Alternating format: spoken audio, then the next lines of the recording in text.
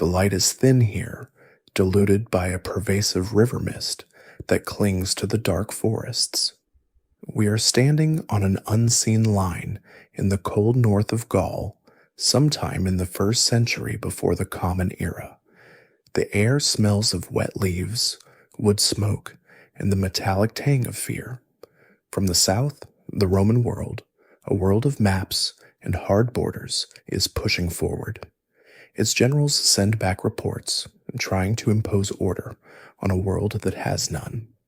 A single man, Julius Caesar, peers into this damp, green twilight and writes a word, Belgae. He declares them the bravest of all Gauls, because they are the furthest from the luxuries of the province, the furthest from the softness of civilization. But even as he writes it, the word is an imposition, a Roman simplification. Who are these people? He notes that most Belgae have Germanic names, that their ancestors crossed the Rhine generations ago. Are they Celtic Gauls, like their southern neighbors, or are they Germans, kin to the tribes across the great river? The tribes themselves do not use this name. They call themselves the Nervi, the Belovaci, the Eberons. They know the boundaries of their own forests, their own sacred groves, their own river crossings. They do not know that they are Belgae. The name is a shroud dropped upon them by an invader, a convenient label for a mosaic of peoples who share only a common landscape and a common enemy. The mystery of their identity, a blend of two worlds, is born in this mist, in this moment of first contact. It is a question that will echo for millennia, long after the forests are cut and the rivers are bridged. I'm glad you're here, wishing you peace, rest, and maybe a little historical inspiration before sleep. Take a moment to like the video and subscribe, but only if you genuinely enjoy what I do here. I'd love to know where and when you're listening from tonight. The name, once written, began to shape the land itself. Before this moment, before the legions and their maps, there was no single line that defined this place, only a vast and brooding expanse of northern wilderness, stretching from the salt spray of the North Sea, the Oceanus Germanicus, down to the winding, patient curves of the Sequana and the Matrona, the rivers we know as the Seine and the Marne. To the east, the world was cloven by the Rhine, a river so wide and deep it served as a god in its own right, a moving barrier between the settled Celtic world and the deeper, shadowed forests of Germania. This was the territory, a land defined not by men, but by water, a place where the earth was often more liquid than solid. The Romans called it Gallia Belgica, Belgic Gaul, carving out a third of a continent with a cartographer's blade. Yet the name remained a whisper of administrative convenience, an attempt to classify a people who lived in defiance of easy categorization. The air itself seemed ancient, heavy with the moisture of countless forgotten winters, a place where the sun rarely burned away the morning fog that gathered in the hollows and river valleys. This was a frontier, but not a political one. It was an ecological frontier, a place where the softer, rolling hills of central Gaul gave way to a denser, more primal landscape. The forests were immense, barriers of shadow and silence that consumed the light. The great Arduena Silva, the Ardennes, was a dark sea of oak and beech, so vast that a traveler could walk for weeks without seeing the sky, a place where the whisper of leaves was the only constant sound, a sound like a distant ocean. This forest was a fortress, a refuge, and a deity all in one. its dark interior housing spirits and tribes who had known no master. Time itself moved differently here, measured not in the sharp, bright hours of the Mediterranean, but in the slow, cyclical greening and decay of the woods, in the migratory patterns of birds, and in the gradual, patient silting of the rivers. To live here was to be shaped by this landscape, to become as resilient and shadowed as the forests themselves. The peoples scattered across this region were not a unified kingdom, but a constellation of tribal groups, fierce in their loyalties and fiercely independent, bound by shared language roots, similar gods, and a common culture of warfare and agriculture. They built their strongholds not of stone, but of earth and timber. Great oppida raised on hills, or hidden deep within the marshlands, their massive earthen ramparts, the Murus Gallicus, a testament to a deep understanding of the land's defensive possibilities. Within these damp, wooden walls, life was a cycle of planting, herding, and fighting. The sound of the blacksmith's hammer striking bronze and iron was the sound of wealth and power, forging the long swords and ornate chariot fittings that defined a warrior's status. They were a people of the twilight, existing between the more defined cultures that pressed in on them, caught in the historical penumbra between the Celtic South and the Germanic East, belonging entirely to neither and completely to themselves. The question of who they were was perhaps the wrong one to ask. They were, quite simply, the people of the water-heavy lands, the children of the mist-shrouded frontier. These tribes lived in a state of watchful tension, their relationships with one another, a complex dance of alliance, trade, and intermittent localized warfare. The concept of a unified Belgic identity would have been foreign to a Nervian warrior whose primary concern was the encroachment of the neighboring Atrebates, or to a Treveran nobleman whose wealth was tied to the river trade on the Moselle.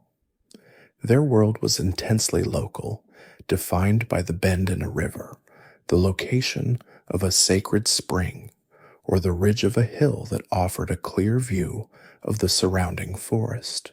This was not a world of cities, but of scattered farmsteads and fortified settlements, small clearings of human endeavor in an overwhelming wilderness. The smoke from their hearths rose in thin gray columns, quickly absorbed by the low, heavy sky, a fragile sign of human presence in a land that held its secrets close. The Romans, arriving from a world of sun-baked stone and imperial order, saw this place as a dark, chaotic void to be conquered and civilized. They failed to see the subtle, deeply woven order that already existed. They heard the guttural sounds of the Belgic dialects, so different from the softer Celtic tongues of central Gaul, and mistook the difference for barbarism. They saw the dense forests not as a source of life and spirit, but as an obstacle to the clean, straight lines of their roads and the disciplined march of their legions. The history of the Belgae, therefore, begins not with their own voice, but with the voice of their conqueror, a single chapter in a larger campaign diary.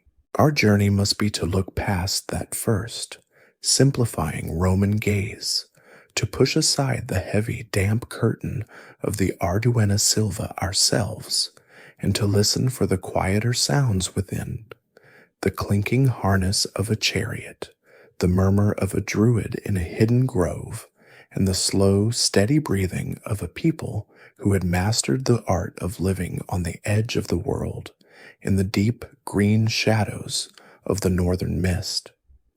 Let us push past the Roman gaze, beyond the estimations of generals, and step into the land itself. To understand the peoples called Belgaes, one must first understand the earth they walked, an earth that was more often felt as water, mud, and shadow than as solid ground.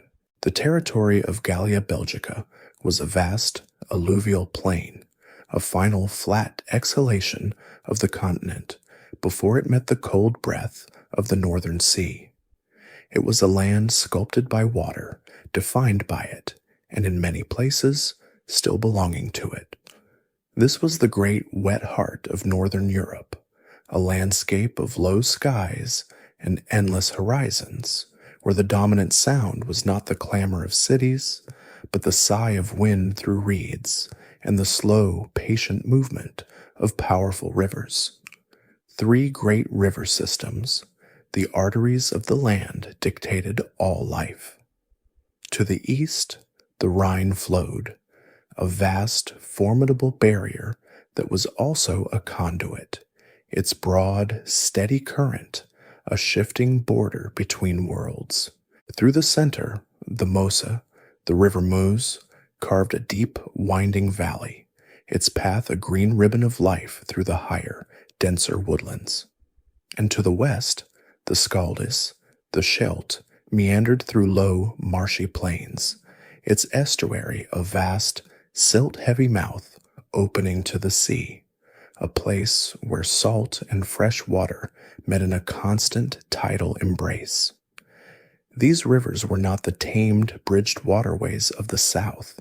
They were living, unpredictable forces, their banks frequently lost to seasonal floods that would turn whole valleys into shallow, reflective lakes, mirroring the heavy, pewter-colored sky. To travel here was not to walk, but to navigate, to follow the sinuous, often hidden paths of the water, or to risk the treacherous, boggy ground between them, and between the rivers, the forests. The trees were a green, living wall, an ocean of shadow that covered the land. In the south and east rose the Arduena Silva, the Ardennes, a highland forest so vast and dark it was spoken of in whispers, a place of mystery and ancient spirits. This was not a forest of slender young trees, but a primeval wilderness of colossal oaks, beeches, and hornbeams, their canopies so thick that in midsummer the forest floor lay in a perpetual, damp twilight. The air within was cool, heavy with the smell of moss, decaying leaves, and wet stone. To enter it was to be enveloped, to lose all sense of direction, to hear one's own footsteps muffled by the deep, soft carpet of millennia of fallen leaves. Further north and west lay the Silva Carbonaria, the charcoal forest, a dense, brooding woodland that effectively sealed the southern approaches to the coastal plains. These forests were not empty. They were a larder, a fortress, and a cathedral for the tribes who lived within their clearings, but they were also profound barriers, isolating communities, slowing armies, and nurturing a fierce, self-reliant spirit in those who called the clearings home. The land itself kept its own counsel, remembering the ice that had carved it, long before it remembered the men who walked upon it. This very landscape explains the character that the Romans observed, the constant struggle against water, the clearing of dense woodland, the long, damp winters. These elements forged a people who were patient, enduring, and deeply pragmatic. Their settlements were not scattered carelessly, but were islands of human endeavor in a world that resisted them.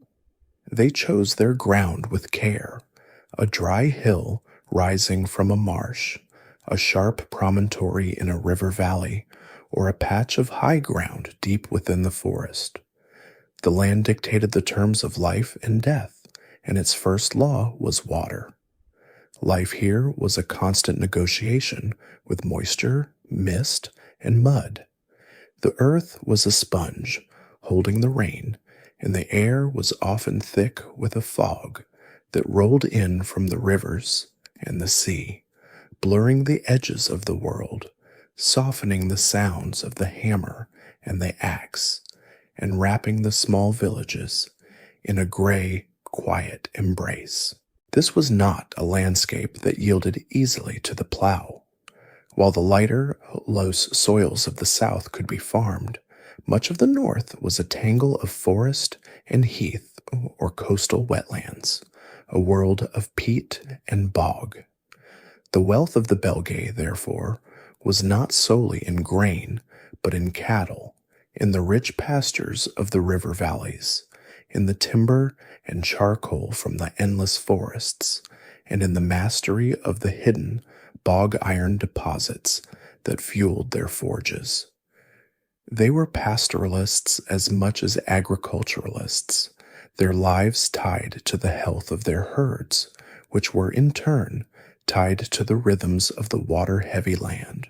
Their connection to this place was not one of ownership, but of coexistence, a hard-won understanding of the subtle shifts in the seasons, the behavior of the rivers, and the secrets of the forest. The landscape was their first great chieftain, a demanding and ever-present sovereign that shaped their hands, their gods, and their unwritten laws. It was from this wet, green, and shadowed earth that their culture rose, just as their hill forts were built, not of imported stone, but of the very soil and timber that surrounded them. From the wet, primordial earth and the isolating forests, the first great expressions of collective human will began to rise, seeking the sky, seeking safety. Life on the scattered, indefensible farmsteads of the lowlands was a precarious existence, vulnerable to the sudden raid, the harsh winter, or the floodwaters of the great rivers. A newfound wealth, born of iron tools, better plows, and burgeoning trade, created a surplus that needed protection. More than that, a deeper social impulse was at work, the need for a center, a gathering place, a symbol of the tribe's power and permanence. And so, the people turned their eyes upward to the high ground, to the few places where the earth rose definitively from the water and the mist, and there they began to build their great strongholds, their oppidus. They chose their locations with an instinctive, strategic brilliance. A high, wooded hill, a sharp promontory where two rivers met, a steep-sided plateau, these were the places they claimed from the wilderness. The sound of this creation was not the sharp chink of the mason's chisel on stone, but the heavy, rhythmic thud of timber axes biting into ancient trees, and the scrape of countless wooden spades on earth and chalk. This was a monumental sculpting of the land itself. For generations, communities labored, digging ditches so deep and wide that they seemed to be new riverbeds, severing the hilltops from the surrounding land. The earth from these immense ditches was piled high meticulously to create ramparts on a scale never seen before in these northern lands, colossal earthen crowns placed upon the hills. These were not simple palisades. The Belgic engineers employed a sophisticated design, often called the Murus Gallicus, or in the north, a related form known as a Fécamp-style rampart. They built a massive timber frame, a skeletal structure of interlocking beams, and then packed this framework with the earth and rubble from the ditches. The result was a wall that was both flexible and immensely strong, a barrier of earth, stone, and wood, sometimes dozens of feet high and just as thick. The outer face was often built to be nearly vertical, a sheer, intimidating cliff of packed earth and timber, unassailable to a raiding party. Standing at the base, Looking up at the towering timber-laced crest, a traveler would feel the crushing weight of the tribe's power, a statement of permanence etched into the very skyline. The wind that sighed over the surrounding forests would whisper differently here, catching on the new, man-made ridges. To walk inside the gates, great timber-framed tunnels buried within the ramparts, was to enter a new kind of world. These oppida were not the crowded, stone-paved cities of the Mediterranean. They were vast enclosures, sometimes enclosing hundreds of hectares, sprawling across the hilltop. Much of the space inside was open, grassy pasture, a place to drive the herds of cattle and sheep in times of war, a refuge for the entire population of the surrounding countryside. But these were also the first urban centers of the north. Clustered within the great circle of walls were the defined districts of a complex society. There was the smoke-stained hall of the chieftain, the sacred enclosure of the druids, and the long, rectangular houses of the warrior aristocracy. The air was filled with the sounds of this new, concentrated life, the constant, percussive clang of the blacksmith's hammer from the ironworkers' district, the lowing of cattle, the call of voices, the grinding of querns, and the pervasive smell of wood smoke and the forge. These were the economic hearts of the Belgic world. Here, the surplus of grain from the surrounding plains was stored in deep, cool pits, safe behind the walls. Here, artisans minted the first coins, heavy, stylized pieces of gold and bronze, stamping them with the symbols of the tribe: a horse, a boar, a swirling abstract design. These coins spoke of a new, more complex economy, of trade routes that stretched down the rivers to the Roman world and across the Grey Sea to Britain. The oppida were anchors, points of stability in a fluid landscape, places where identity was forged alongside iron. They were the visible proof of a chieftain's ability to command labor, to organize, and to protect. The centuries before the Roman arrival saw these great earthen fortresses rise one by one, each claiming its territory, its hill, its stretch of river. From the heights of the oppidum of the Bellovaci, one could gaze out over the cleared fields, the smoke from the farmsteads, the silver line of the river below, and feel the tangible presence of the community's strength. These were the first earthly crowns, shaped from the very mud and trees of the land they commanded. They stood as silent, grass-covered monuments, their massive, sloping ramparts a testament to a deep, pre-literate history, a history of a people who had learned to raise themselves up from the low, wet ground, to build their identity in earth and oak, and to watch the horizon from the security of their own high places, long before the first Roman eagle ever cast its shadow on the fields of Gaul. The great earthen crowns of the oppida were silent from a distance, mere contours against the low northern sky, but up close they pulsed with the life of 1,000 distinct loyalties. These high-walled centers were the hearts of specific, fiercely independent peoples, and the name Belgae that was whispered in the south, a name of Roman convenience, dissolved here into a complex and vibrant reality.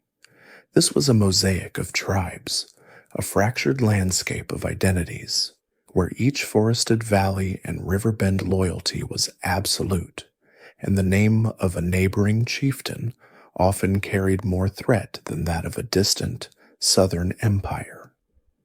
To know this land was not to know a single people, but to learn the whispered litany of the tribes themselves, a sound as varied as the dialects spoken from the Rhine to the sea. In the rich, rolling heartlands Between the Sequana and the Isara rivers, the Bellovaci held sway, their names synonymous with strength and numbers. They were a people of the open, fertile plains, and their vast oppida commanded the surrounding territories with an air of settled permanence. Their warriors were many, their fields were wide, and their chieftains wielded an influence that was felt far beyond their borders, a core of stability and power in the Belgic world. South of them, along the Ain, the Suessiones, their kin and occasional rivals, had their own great stronghold, a center of druidic learning and formidable military might, their legacy tied to a king who, it was said, had once held power on both sides of the narrow sea. This central region was a block of settled agricultural power, the earth recently tamed, the fields yielding a surplus that fed a proud and numerous populace.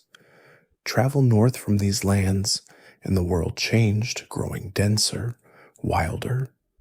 As you crossed the ancient Silva Carbonaria, the land flattened into the marshy, wooded territory of the Nervi. The Nervi were a people forged by a harder landscape, a people of the forest and the river flats, defined by a fierce, ascetic warrior code. Roman observers would later note with a mixture of fear and respect that the Nervi allowed no traders among them, no wine, no luxuries from the south that might soften their spirit. The air in their lands felt different, smelling of the deep woods, of damp earth, and the unyielding resilience of a tribe that prided itself on its purity and its isolation. Their settlements were hidden, their strength not in high, visible ramparts, but in their mastery of the dense, difficult forests that were their home and their fortress. To the east, across the great divide of the Ardennes, lived the Eburones, a people of the deep woods between the Mosa and the Rhenus rivers. Their identity was ambiguous, their bloodlines rumored to be mixed with the Germanic tribes who had crossed the Rhine generations before, and their name was spoken with a certain wildness. They were a people of shadow and ambush, their kingdom the trackless Arduena Silva, their power rooted in their very unknowability.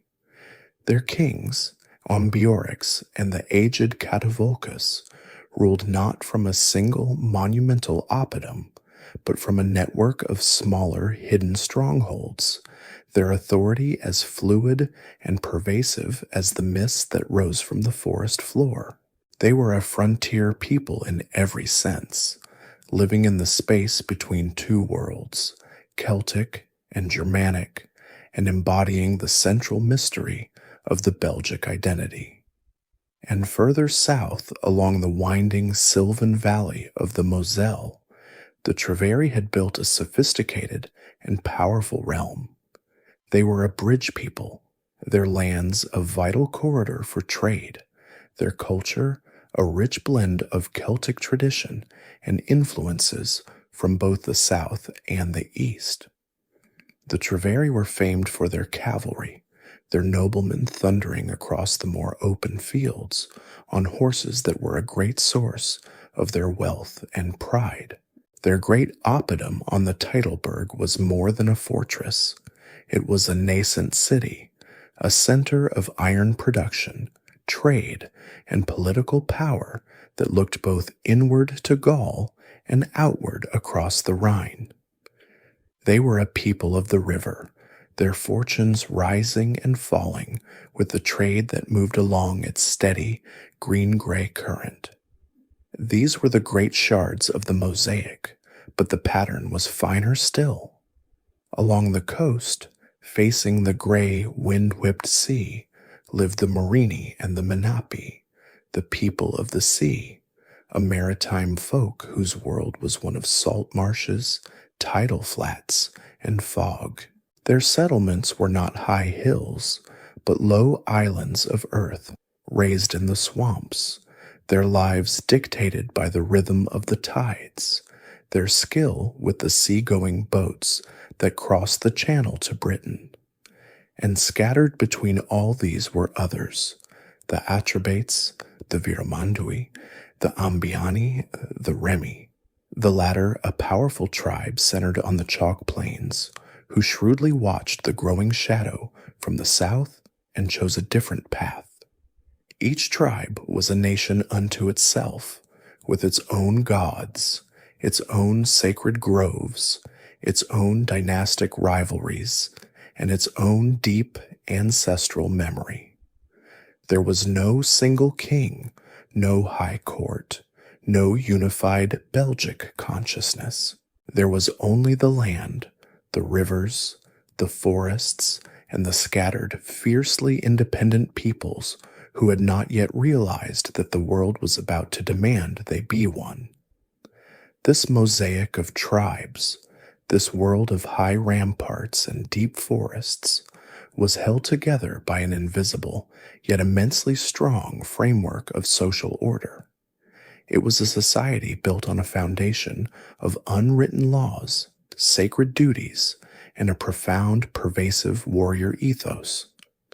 This was the source of the bravery that Roman observers noted, not a simple, reckless impulse, but a way of life, a code of honor that dictated a man's worth and his very place in the cosmos. Life was a hierarchy, stark and clear, divided into three great currents that flowed through the tribe: those who fought, those who prayed, and those who worked. Each had its place, each essential, but not all were equal in the light of the sun. At the apex, bathed in the firelight of the great hall, was the warrior aristocracy. These were the men who wore their status on their bodies. They were often tall, their hair bleached with lime water and drawn back from their foreheads, giving them a wild, startled appearance, like hawks. Their mustaches were long, often catching the foam of the beer they drank from great, communal vessels. Their clothing was a shock of color in the green and gray landscape. Tunics of brightly dyed wool, woven in intricate checked patterns, and heavy cloaks, the sagos, fastened at the shoulder with an ornate bronze or iron pin. But their true mark was the metal they carried. A nobleman's honor resided in his long iron sword, its hilt perhaps inlaid with bone or coral, and in the weight of the golden torque around his neck, a heavy, twisted ring of metal that was both a sign of immense wealth and a sacred bond to his chieftain and his gods. This was a world governed by the chieftain, or king, a role often won and held by martial prowess, by the ability to attract followers, and by the lavishness of his generosity. The great hall of a chieftain was a theater of power, its smoky interior lit by a central hearth, a place where loyalty was performed. Here, the chieftain would feast his comitatus, his band of elite warriors, who pledged to fight and die for him in exchange for gifts, horses, and weaponry. To be a warrior was to live for fides, or loyalty, and gloria, or reputation.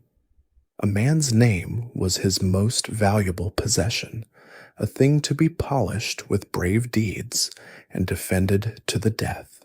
To flee a battle in which one's chieftain fell was an unthinkable permanent stain, a life sentence of shame. This code, this relentless pursuit of honor, is what made the Belgic warrior so formidable in the field. They fought not in the disciplined, machine-like ranks of the legionary, but as a collection of proud individuals, their charge a thunderous, terrifying roar of personal valor.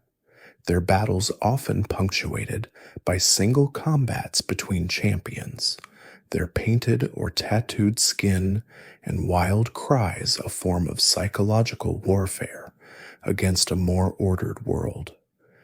Yet this aristocratic power, loud and bright as it was, did not rule alone.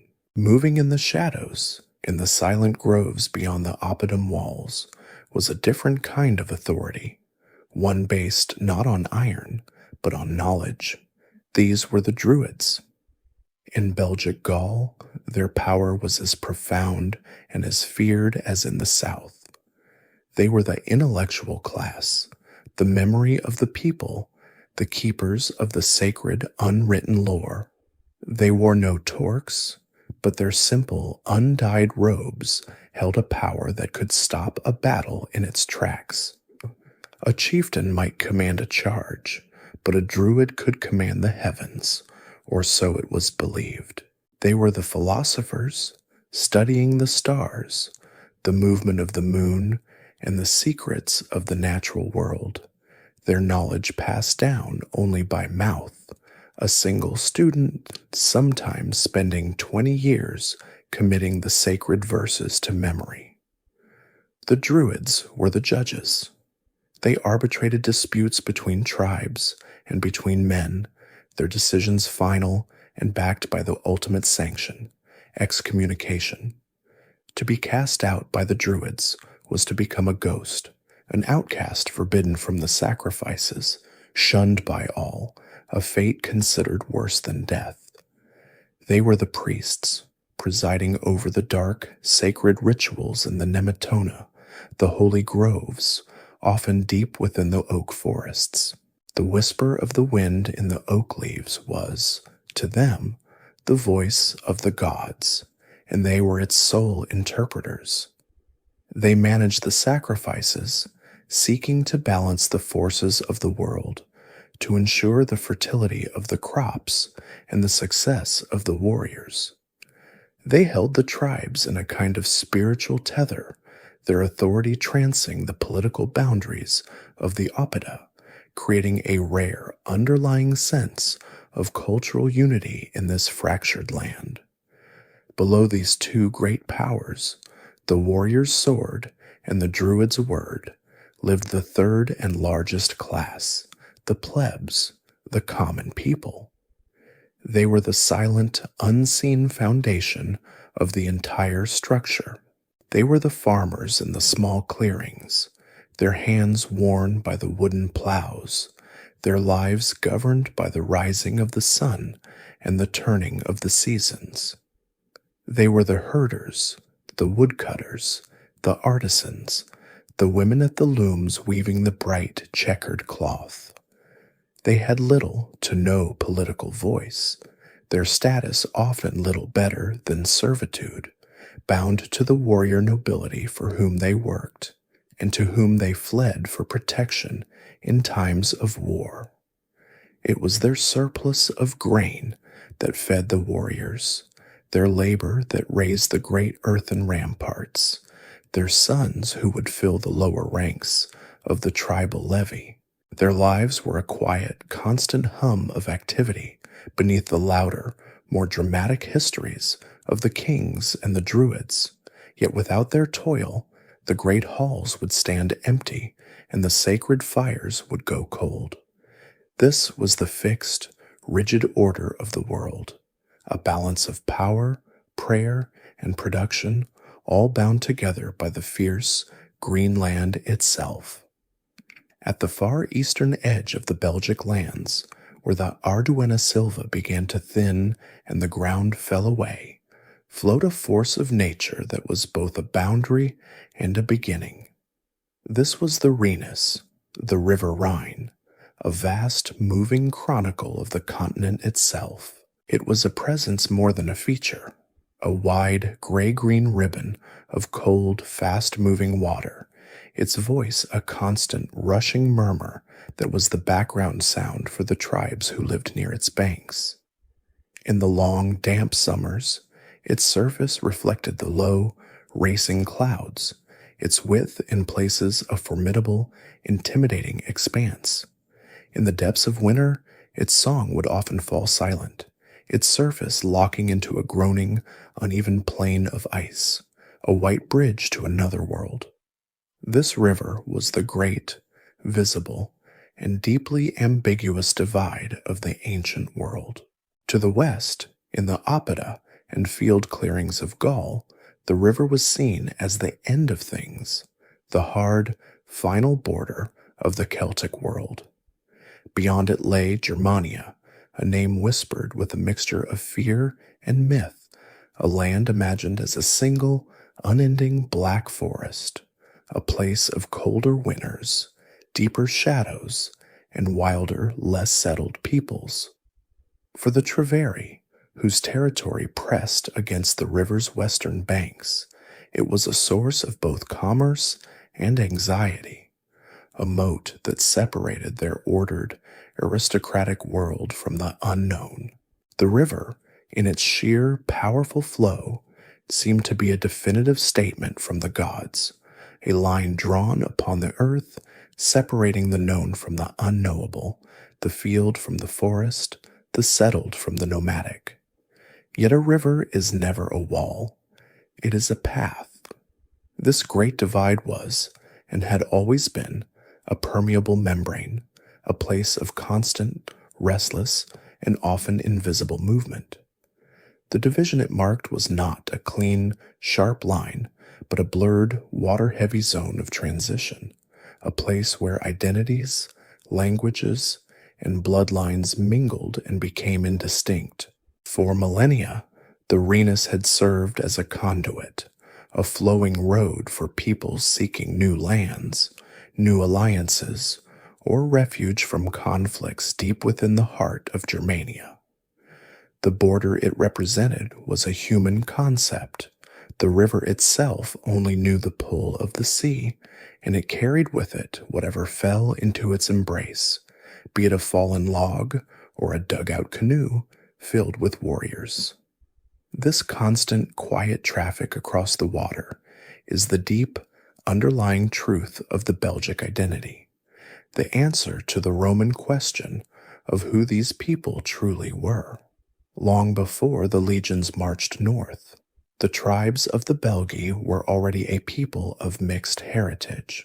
Roman observers, looking for simple categories, noted with confusion that many Belgic tribes, the Eburones, the Condrusi, the Cairoesi, were known as Germani Cisrenani, or Germans on this side of the Rhine. Their own oral traditions, their own histories sung by the Druids, spoke of a crossing, of ancestors who had come from the shadowed forests on the eastern bank, seeking land.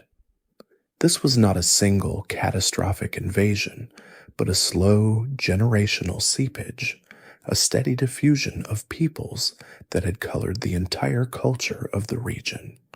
We must imagine small bands of warriors, their families in tow, their few possessions in hide-covered boats, pushing off from the eastern bank. The air is cold, the river water a shocking icy grip on the paddles. They are drawn by the rumors of richer, clearer lands to the west, or pushed by the pressure of other, more powerful tribes moving behind them. They land on the Belgic side, bringing with them their own gods, their harder, more guttural speech patterns, their own styles of metalwork, and a different, perhaps more desperate, warrior ethos.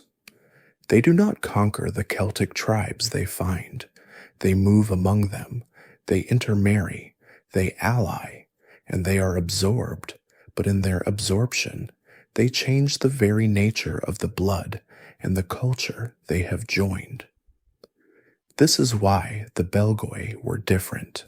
Their warrior code, which the Romans saw as so fierce and brave, was the sharpened blade of a frontier people.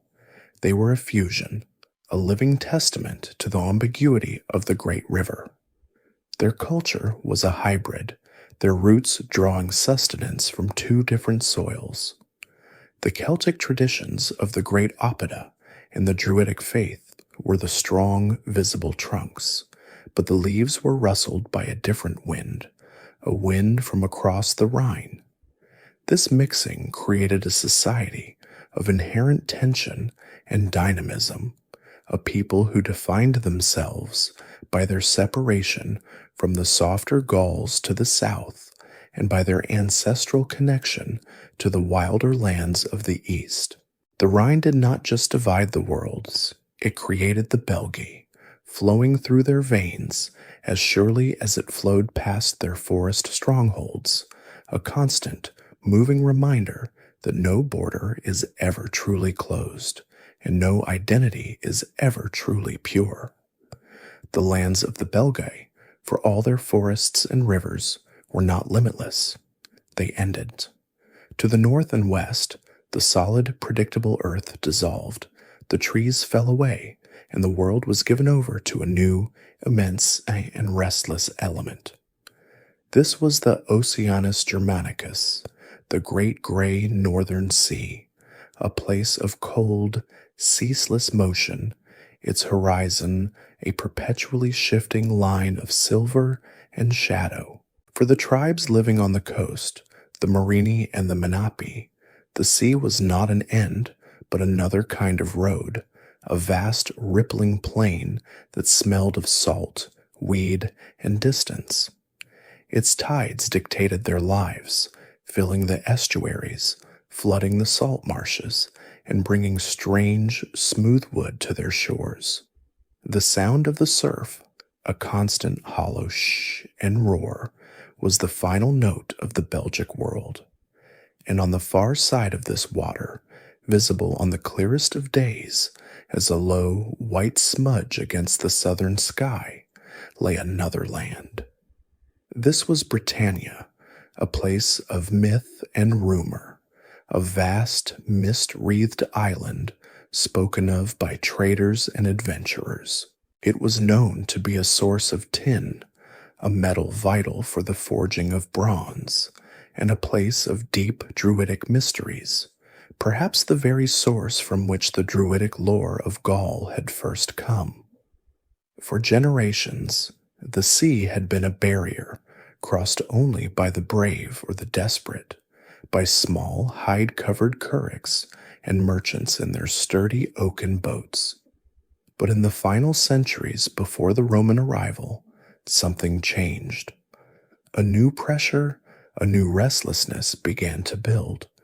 It was not a single event, not an organized invasion, but a great slow generational drift, a salt spray crossing. It began, perhaps, with chieftains and their warrior bands, displaced by tribal conflicts or seeking new lands to call their own.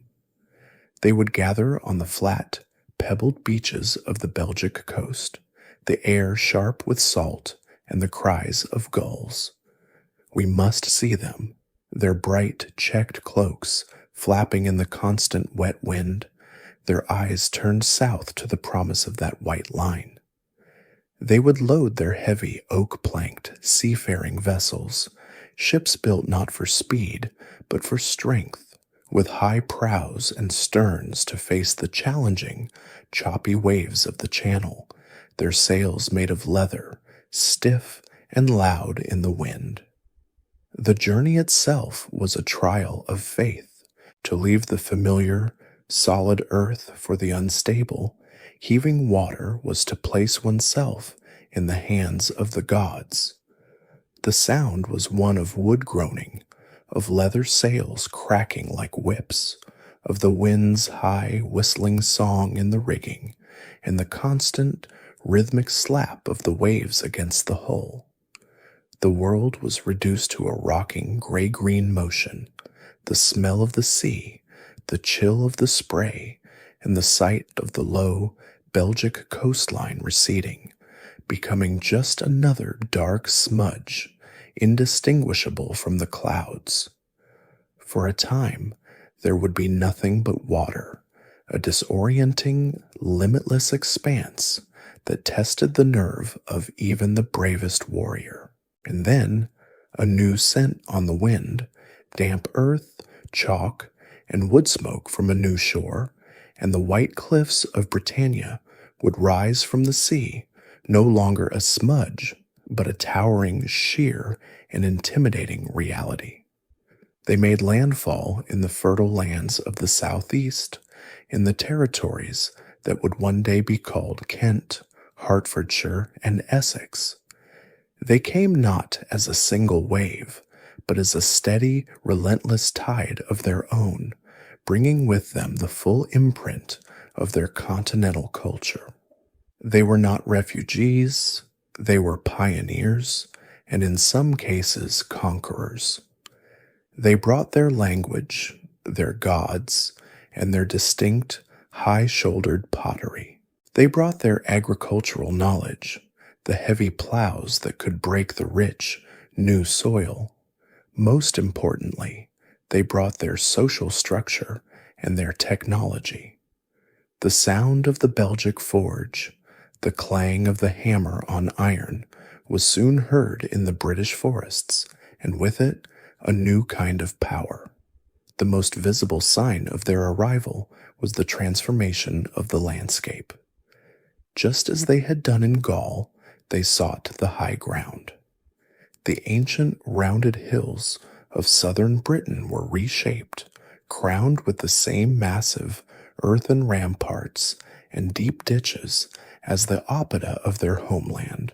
These new British hill forts, built with the same engineering skill, became the centers of new Belgic-style dynasties, their ramparts a clear, defiant statement of a new aristocracy. And with the chieftains came their coins. The first gold coins minted in Britain were cast in the Belgic style, the stylized horse and abstract symbols of the continental tribes now appearing in the earth of a new island, a tangible link, a golden thread connecting the old home to the new. This migration, this salt spray crossing, forged a new, powerful, and blended culture in southern Britain, a mirror of the Belgic world they had left behind, a world that now spanned both sides of the narrow sea, bound by kinship, commerce, and a shared warrior aristocracy, just as the Roman world to the south was beginning to turn its calculating gaze upon them all, while the Belgic tribes were looking north and west, across the gray, wind-whipped sea to the white cliffs of Britain. A far more structured and relentless force was looking north from the south. For centuries, the world of the Belgae had been buffered, protected by the great, sprawling mass of central Gaul, a land of Celtic tribes who were themselves a buffer against the Mediterranean. But time had worn that buffer thin. The Roman Republic, a creature of sun-baked stone, iron discipline, and insatiable ambition, had been slowly, patiently, and inexorably digesting the lands it touched. Its shadow, once a distant rumor on the southern coast, was now creeping up the great river valleys of the Rhone and the Saône, a tide of order, taxation, and stone. The first intrusions were not armies, but the subtler, more insidious tendrils of a great empire. They were the negotiatores, the Roman traders, men in dusty tunics, with sharp eyes and wax tablets, who followed the rivers north, seeking slaves, hides as amber, and the fine, checkered wool of the Gallic looms. They brought with them the things that soften a warrior culture, amphora of strong Italian wine, a ruby-colored, potent drink that began to replace the cloudy, honeyed beer in the great halls of southern Gallic chieftains. They brought silver denarii, stamped with the faces of Roman consuls, coins that held a different, more universal power than the stylized golden horses of the tribal mints. This trade, this quiet economic conquest, had already tamed much of Gaul, pulling it into the Roman orbit, creating rivalries, debts, and dependencies. The Belgic tribes, in their misty northern lands, had held themselves aloof. Their druids and chieftains, like those of the Nervi, saw this wine and this silver as a poison, a weakening of the will, and they resisted its flow. But the pressure was building. The Roman world was not just a place. It was an idea of imperium, of a single, unifying, relentless order. And to the south, in the newly conquered lands of Gallia Narbonensis, the province, this idea had taken root in stone. New, gridded cities were rising, and from them, the Roman engineers had begun to lay their long, straight roads, the Vie, which cut through forests, bridged rivers, and drained marshes with an arrogant, geometric certainty. And now, along these new, marching roads, in came the sound. At first, it was a distant rumor, a story told by a traveler, a whisper of a new kind of power. But soon, it became a sound that could be felt, a rhythmic, pulsing vibration in the earth, the sound of thousands of feet moving as one.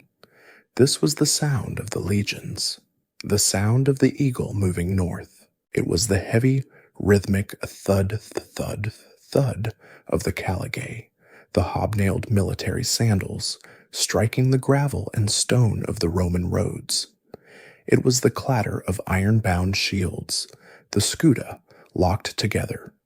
It was the creak of leather straps on the marching packs, the furca, and the low, metallic ringing of the short, stabbing swords, the gladius, against their sheaths. It was the sound of a machine, a human machine, moving with a single will, a terrifying, unstoppable patience. The Republic was probing the edges of the wild lands, not yet in a war of conquest, but in a series of punitive expeditions, reconnaissance missions, and political maneuvers. Generals on the frontier needed gloria. They needed triumphs to secure their political careers back in the high, marble-clad forums of Rome. And gloria was won against barbarians. The lands of the Belgae, so far from the soft luxuries that Caesar would later decry, were the last great untapped source of this glory. They were the unknown, the untamed, the ferox, the wild. The tribes of central Gaul were now either allies, subjects, or broken. The frontier, the line between the Roman world and the world of the forest, had moved. It now lay on the banks of the Seine and the Marne, at the very doorstep of the Belgic lands. A Roman sentinel, standing on the northernmost watchtower of a garrison in the province, would look out at the deep, green, unending forests of free Gaul and see not a world of complex tribes and ancient cultures, but a single, dark, and undifferentiated void. It was a place to be mapped, to be itemized, to be brought into the Pax Decorum, the Roman order.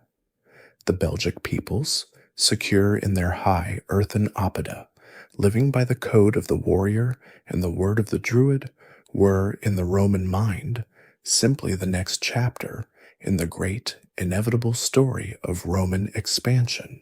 They had no idea of the scale of the force that was gathering, of the ambition of the men who commanded it, or of the name of the one particular, deeply indebted and brilliant proconsul who was about to be given command of the northern provinces. The air was heavy with a new tension, the quiet of the forest floor just before the first heavy drops of a storm that would change the color of the rivers and the very memory of the land. The storm that had been gathering in the south, the storm of marching leather and iron discipline, had a name. It was not a force of nature, but a single, focused, and profoundly ambitious human will.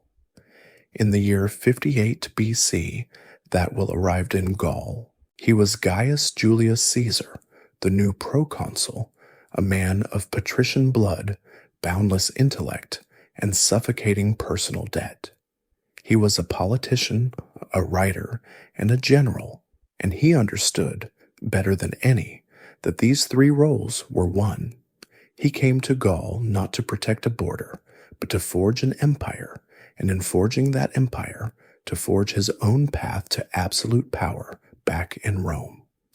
The distant, misty, and fractured world of the northern tribes was to him a resource, a vast untapped quarry of the Gloria that would pay his debts and carve his name into history. His arrival was the beginning of the Great Gallic Wars, a conflict that would last nearly a decade long and would consume the Celtic world, pulling it piece by piece into the orbit of Rome.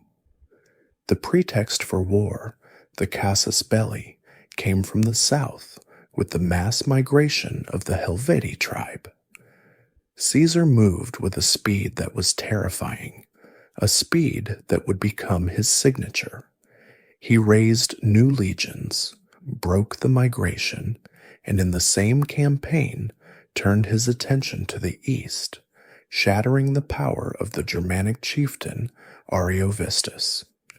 In a single summer, he had established himself as the new arbiter of all Gaul. The legions did not return to the province. They made their winter quarters in the heart of the newly pacified lands, a clear, cold, and metallic statement that the Romans were no longer visitors. They were masters. And from that winter camp, Caesar's gaze turned north. The Belgic lands, so long buffered by central Gaul, were now the frontier. They were the last great, unconquered block. It was here in the cold, damp evenings that the second and perhaps more permanent conquest began. This was not a conquest of the sword, but of the pen. In his tent, by the light of a flickering oil lamp, the air smelling of wax, papyrus, and the cold leather of his armor, Caesar began to write his Commentary de Bello Gallico, his commentaries on the Gallic War. It was a report, a piece of propaganda, a military analysis, and a literary masterpiece, and it was the document that would pull the Belgic peoples from their unwritten ancestral twilight into the sharp, unforgiving, and eternal light of recorded history. This act of writing was an act of profound power. For the first time, the whispers from the forest were given hard Latin names: the Bellovaci, the Suessiones, the Nervi, the Eburones. Their names were inscribed on his maps and in his dispatches, their supposed numbers, their warrior counts, their alliances and enmities, all itemized with the cool, dispassionate eye of an administrator planning a harvest. He defined them, and in defining them, he contained them. It was he who wrote the famous, fatal line, "Of all these, the Belgae are the bravest. Horum omnium fortissima sunt Belgae." This was not a compliment. It was a political calculation. By magnifying the ferocity of his future enemy, he was, in advance, magnifying the glory of his own inevitable victory for his audience in the Roman Senate. He was framing the narrative, ensuring that the history of this war would be the one he chose to write. The tribes themselves, in their forested oppida, felt this new analytical light as a cold pressure. They heard the rumors of the legions, of the broken Helvetii, of the shattered Germans. They understood that the world had changed, that the buffer was gone, and that the new power to the south would not be sated. The Belgic tribes, so long defined by their local rivalries, their fierce independence, now did something extraordinary, something that only this existential threat could force. They began to unite. Messengers, on swift horses, galloped through the Arduena Silva, from the halls of the Treveri to the marshes of the Menapi. The chieftains met, the druids consulted, and a great confederation was sworn, a massive army pledged to drive the Roman eagle back into the south. But even this unity had its cracks. The Remi, a powerful tribe on the southern edge of the Belgic lands, whose great oppidum at Dura Cortorum controlled the approaches to the north, made a different calculation. They saw the Roman machine up close, and they chose submission as the path to survival. They declared themselves friends of the Roman people and sent ambassadors to Caesar's camp. They became his eyes and his ears. It was the Remi who gave Caesar the final, detailed intelligence he craved, the exact strength of the allied Belgic army, the names of the tribes who had pledged their warriors, the ambitions of their kings. They had betrayed the Confederation to save themselves, and in doing so, they gave Caesar the key he needed to unlock the north. Thus, the stage was set in the dying months of 58 BC. To the north, a vast native army was gathering, tens of thousands of warriors, their iron swords and painted shields glinting in the weak winter sun, a force born of desperation and a shared warrior code. To the south, in 8 legions of Roman infantry, a machine of iron and discipline, led by a man who was already writing their epitaph. The Belgic peoples, who had lived for 1,000 years in the rhythms of the forest and the river, were now a problem on a Roman map, a chapter in a book, their destiny now tied to the cold, calculating, and inescapable gaze of the proconsul who was preparing to march. The winter snows melted, the ground firmed, and in the spring of 57 BC, the sound of the legions, the sound of marching leather and iron, finally crossed the river Exona, the modern Ain, and entered the heart of the Belgic lands. Caesar, guided by his Remi allies, moved with his characteristic unnerving speed. The first tribe in his path, the Suessiones, saw their great oppidum at Noviodunum besieged. The Roman response to resistance was a terrifying display of engineering and violence.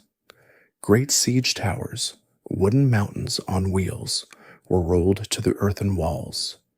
Battering rams, shielded by heavy timbers, began their rhythmic, percussive thud against the gates. The Belgic warriors, so accustomed to fighting on open ground or from their high ramparts, had never seen this kind of warfare, this cold, systematic dismantling of their defenses. They surrendered. The shock of this swift, brutal capitulation rippled north through the forests. The Bellovaci, the most numerous of the Belgic tribes, seeing the fate of their neighbors, laid down their arms. The Confederation, sworn so fiercely in the winter, was dissolving, its unity breaking apart like a shattered pot. Caesar was winning, not just with the gladius, but with celeritas, speed, and terror, the psychological weapon of his inevitable, engineered victories. He continued his march north, pushing deeper into the unknown, following the intelligence that one tribe, the most remote, the most ascetic, the most fiercely independent, had refused to bow. The Nervi, along with their allies the Atrebates and the Viromandui, were gathering in the deep woods to the north, preparing to make a stand, not behind walls, but in the wilderness that was their home. Caesar, leading 8 legions, plunged into the dense, dark territory of the Nervi. This was a land without roads, a land of thick forests and hidden marshes, a landscape that seemed to swallow the light. The legions were forced to hack their way through the wilderness, their disciplined lines becoming a long, snaking column of men and baggage, vulnerable and blind. The air was tense, the silence of the forest unnerving. The Belgic guides, their eyes wide, whispered that the Nervi were a people of a different order, a tribe that had mastered the art of ambush, of vanishing, of using the very trees as their weapons. The Romans were marching into a trap, a meticulously prepared killing ground. They came at last to a river. It was the Sabis, a name that would be written in Roman blood, perhaps the river Selle or the Scheldt, its true identity lost to time. It was not a wide river, but its banks were steep, descending from a gentle open slope on the Roman side, where Caesar's men began to arrive, legion by legion, weary from the march. Across the shallow, murmuring water, the far bank rose sharply, and it was here, hidden in the dense, autumn-colored woodlands, that the allied Belgic army was waiting. They had been watching the Roman column for days, silent, invisible, their breath held. They were not just warriors, they were ghosts in the trees, a force of thousands, concealed, coiled, and waiting for the moment. The Roman army began the fatal, routine process of making camp. The cavalry had scouted, the site was chosen, and the first legions, the 12th and the 7th, laid down their heavy packs and unslung their shields. They took up their dolabrae, the entrenching tools, and began to dig the ditch and raise the rampart for the night's fortified camp. The sound of axes on turf and the murmur of Latin voices filled the clearing, a sound of misplaced, fatal security. The long baggage train of the army was still arriving, clogging the path, the legions in the rear still miles away, lost in the woods. The Roman army was not an army at all at this moment. It was a fragmented, disorganized, and exhausted column of individuals, exposed on an open hillside. And then, from the woods across the river, a sound. It was not a shout, but an explosion of sound, a single, deafening roar from 60,000 throats as the entire allied army burst from the cover of the trees. They poured down the wooded slope, a torrent of painted bodies, bright cloaks, and glinting iron, and they did not stop at the river. They plunged into the cold water, the current boiling around their waists, and charged up the opposite slope, straight into the half-formed Roman camp, moving with a speed that defied all Roman military doctrine. The surprise was absolute. It was total. The battle began not with formations, but with a primal, desperate chaos. Roman legionaries were cut down as they fumbled for their shields, their hands still on their digging tools.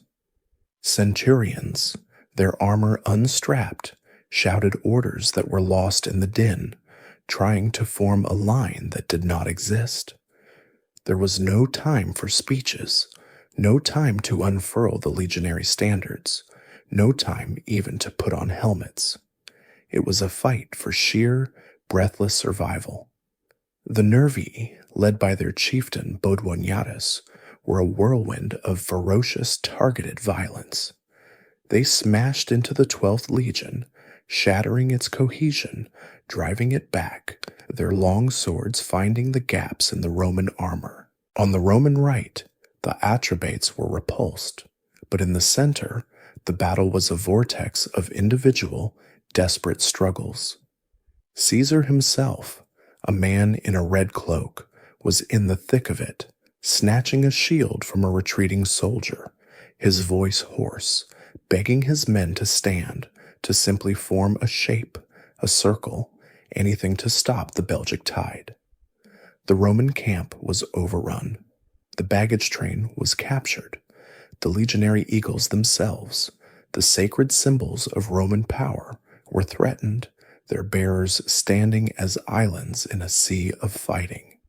The legions were not just beaten, they were on the verge of annihilation.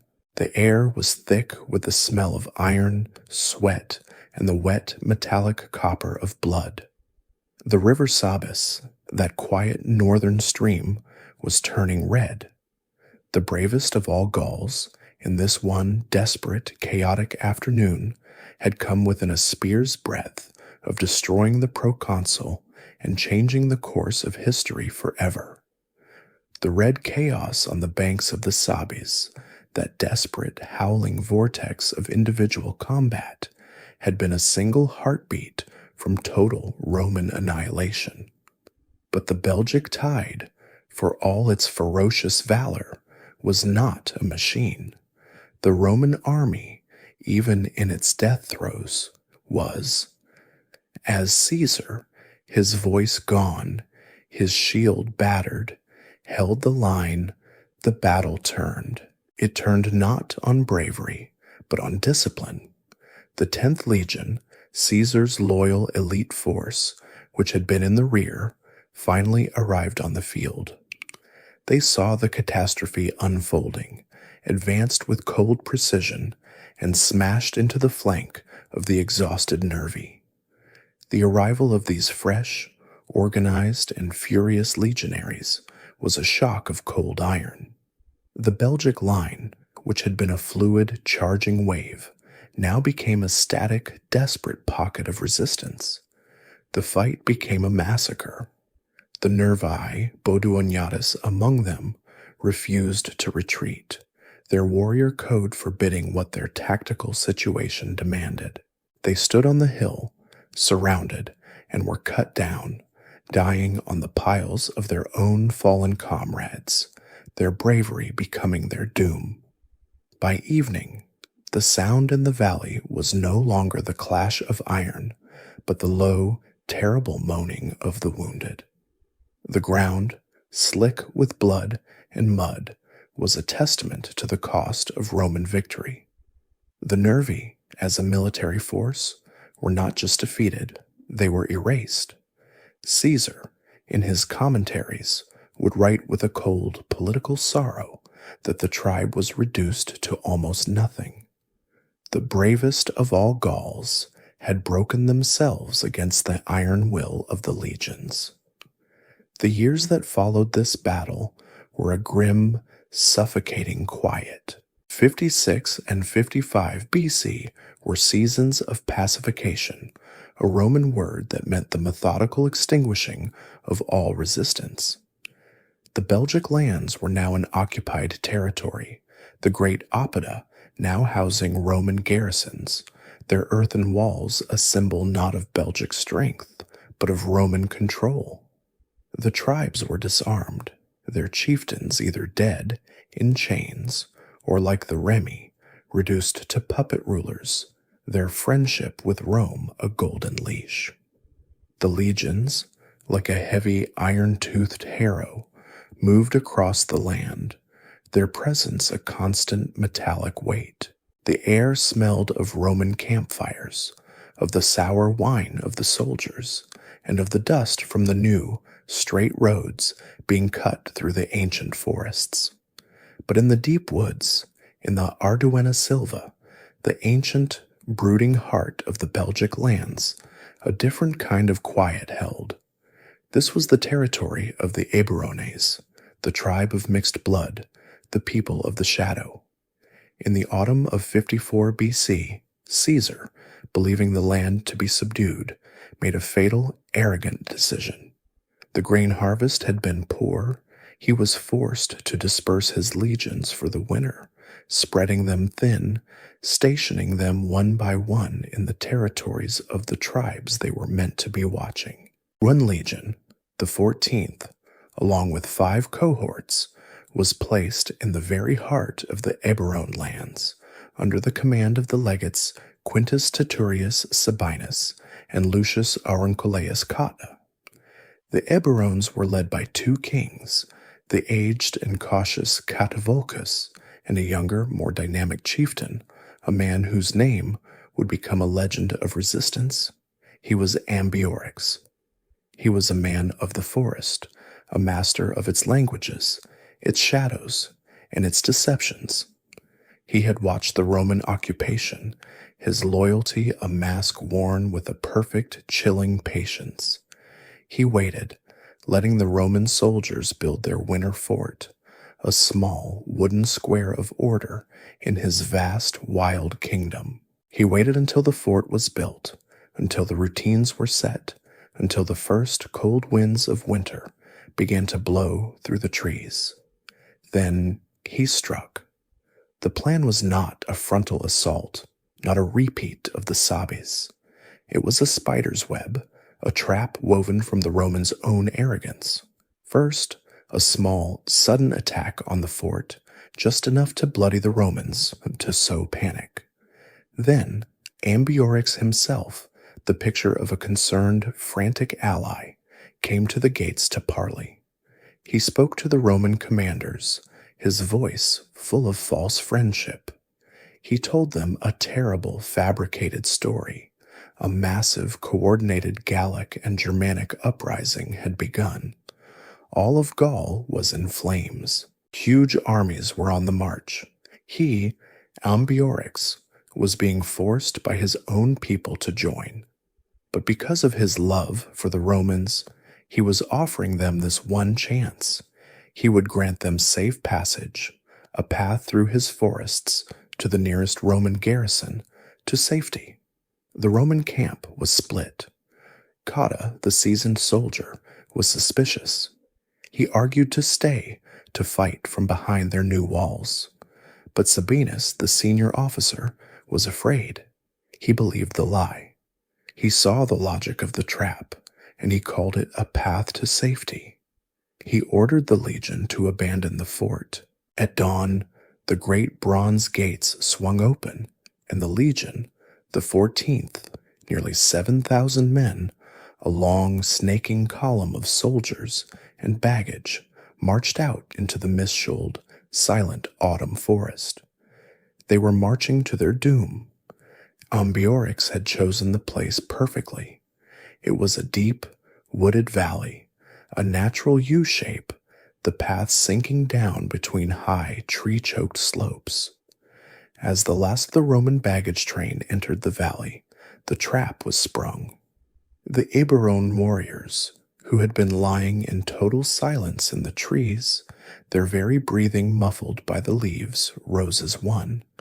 The first volleys of spears and arrows came from above, from the high ground, a rain of iron and stone. The Roman column, trapped in the narrow defile, dissolved into chaos. There was no room to form a line, no space to deploy. The disciplined legionary machine was just a crowd of terrified men in a gully. Cotta, his thigh pierced by a slingshot, still tried to fight, but Sabinus, his nerve broken, sent an envoy to Ambiorix, begging for his life. Ambiorix promised him safety, and when the unarmed Roman commander came before him, he was cut down. The legion, leaderless, surrounded, and fighting in a pit, was systematically, brutally, and completely wiped out. By dusk, the forest was silent again. The ravine was filled with the bodies of an entire Roman legion, their armor and eagles now the property of the Eburones. Ambiorix, his face painted, his hands red, had set the forests of the north ablaze with a rebellion born of the deep, cold, and patient shadow. The news of the annihilation, the loss of an entire legion and 5 cohorts, did not travel fast. It moved on the feet of panicked survivors, a few soldiers who had escaped the ravine of slaughter, their armor gone, their eyes wide with the horror they had seen. It reached Caesar in his winter quarters, and the shock was profound, a cold, saline weight in the pit of his stomach. This was not just a defeat, it was a humiliation. It was the deepest wound he had yet suffered in Gaul. Ambiorix had not just won a battle, he had exposed the vulnerability of the Roman machine. He had proven that the eagle was not invincible, and he had done it through a brilliant, calculated act of deception that struck at Caesar's own pride. The rebellion, which had seemed crushed, was now a raging fire, and the name of Ambiorix was a torch carried from tribe to tribe, a new symbol of hope against the invader. The winter of 54 to 53 BC was a season of dread, a time of agonizing tension. Caesar was now on the defensive, his legions isolated, the entire Belgic territory seething, on the verge of a general revolt. The Nervi, inspired by the Eburones' success, rose again, besieging the legion commanded by Quintus Cicero. The air was thick with the smoke of signal fires and the smell of a land breaking its chains. But Caesar, his will not broken, but tempered to a harder, colder steel, moved with a speed that bordered on the supernatural. He force-marched his legions, broke the siege of Cicero's camp, and spent the winter extinguishing the new fires of rebellion, one by one. But this was just a prelude. His mind was not on these smaller fires.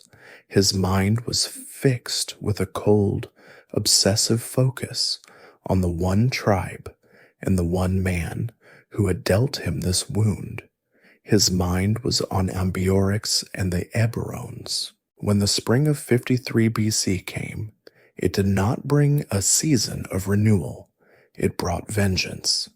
This would not be a war in the Roman sense, not a bellum of pitched battles and terms of surrender. This would be a vastatio, a systematic, procedural, and total erasing of a people from the earth. Caesar's vengeance was not hot. It was cold, bureaucratic, and absolute. The Eburones, living in their trackless forests, were not an easy target for a conventional army. They would not offer a decisive battle. They were a people of the mist, a tribe that could dissolve into the shadows of the Arduina Silva. To destroy them, Caesar would have to destroy the forest itself. He summoned all of Gaul to his banner. This was the dark genius of his plan. He would not just use his legions. He issued a proclamation, an invitation sent to every tribe in Gaul, even to the Germanic tribes across the Rhine. The lands of the Eburones, he declared, were open. There was no law, no protection. Anyone who wished for plunder, for cattle, for grain, for slaves, was invited to come and take what they would. He turned the whole of Gaul into a weapon against a single tribe. He unleashed a tide of human avarice, a swarm of raiders and scavengers, and directed it into the heart of the Eburon territory. The forests, once a sanctuary, now became a trap, filling with thousands of men who hunted the Eburones not as warriors, but as prey. The legions formed the iron net. Caesar divided his forces, marching them in parallel columns, creating a scorched earth front that moved slowly, methodically across the land. The sound that spring was not the clash of swords, but the roar of fire and the thud of the legionary's axe. The air for months was unbreathable, thick with the gray, acrid smoke of burning villages, burning grain fields, and burning forests. The Roman soldiers, their faces grim, moved through the self-made twilight, their orders clear. Burn every dwelling, slaughter every animal, destroy every field of unripe corn. This was not a campaign to defeat a tribe. It was a campaign to erase its very means of existence, to ensure that anyone who survived the initial slaughter would find nothing left, not a roof for shelter, not a single grain to eat, not a cow to milk. The people of the Eburones, the men, women, and children, were scattered. They fled into the deepest, most inaccessible parts of the Ardennes, into the cold, wet marshes, living on roots and hidden stores, the sound of the axe a constant, approaching terror. They became a hunted people in their own land, Families were broken, communities dissolved, their social fabric torn to shreds. The old king, Catuvulcus, too aged and frail to endure this life of a fugitive, performed a last defiant act. In a sacred grove, he cursed Ambiorix for bringing this doom upon his people, and then, with the ritual solemnity of his office, he took his own life, poisoning himself with the yew, a tree of both death and eternity. And Ambiorix? He was the one man Caesar wanted, the heart of the resistance, and he was the one man who could not be caught. He was the spirit of the forest itself. He moved with a small band of horsemen, a ghost in the smoke-filled woods, appearing and disappearing, always one step ahead of the Roman patrols.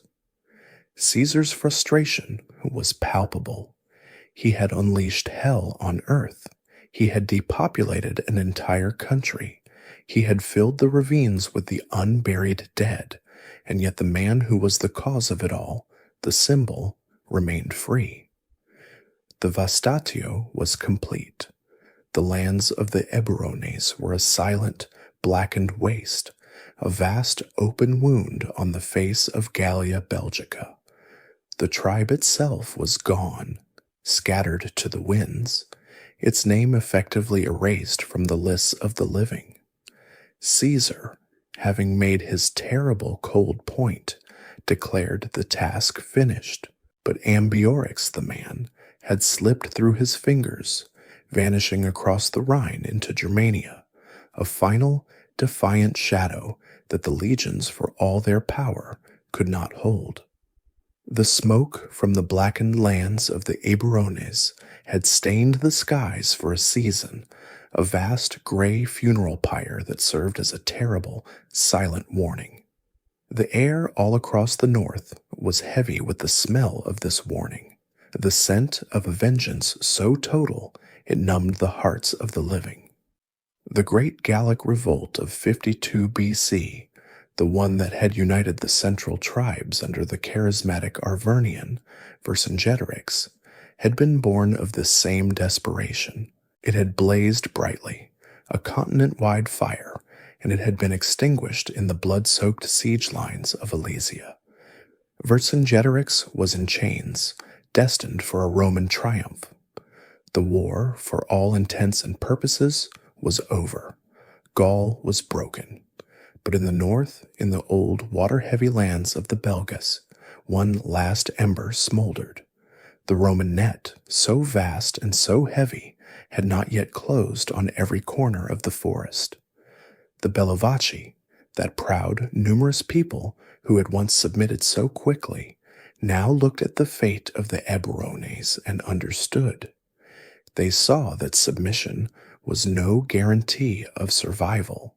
They saw that the Roman pax, or peace, was a thing that came after all hope was extinguished.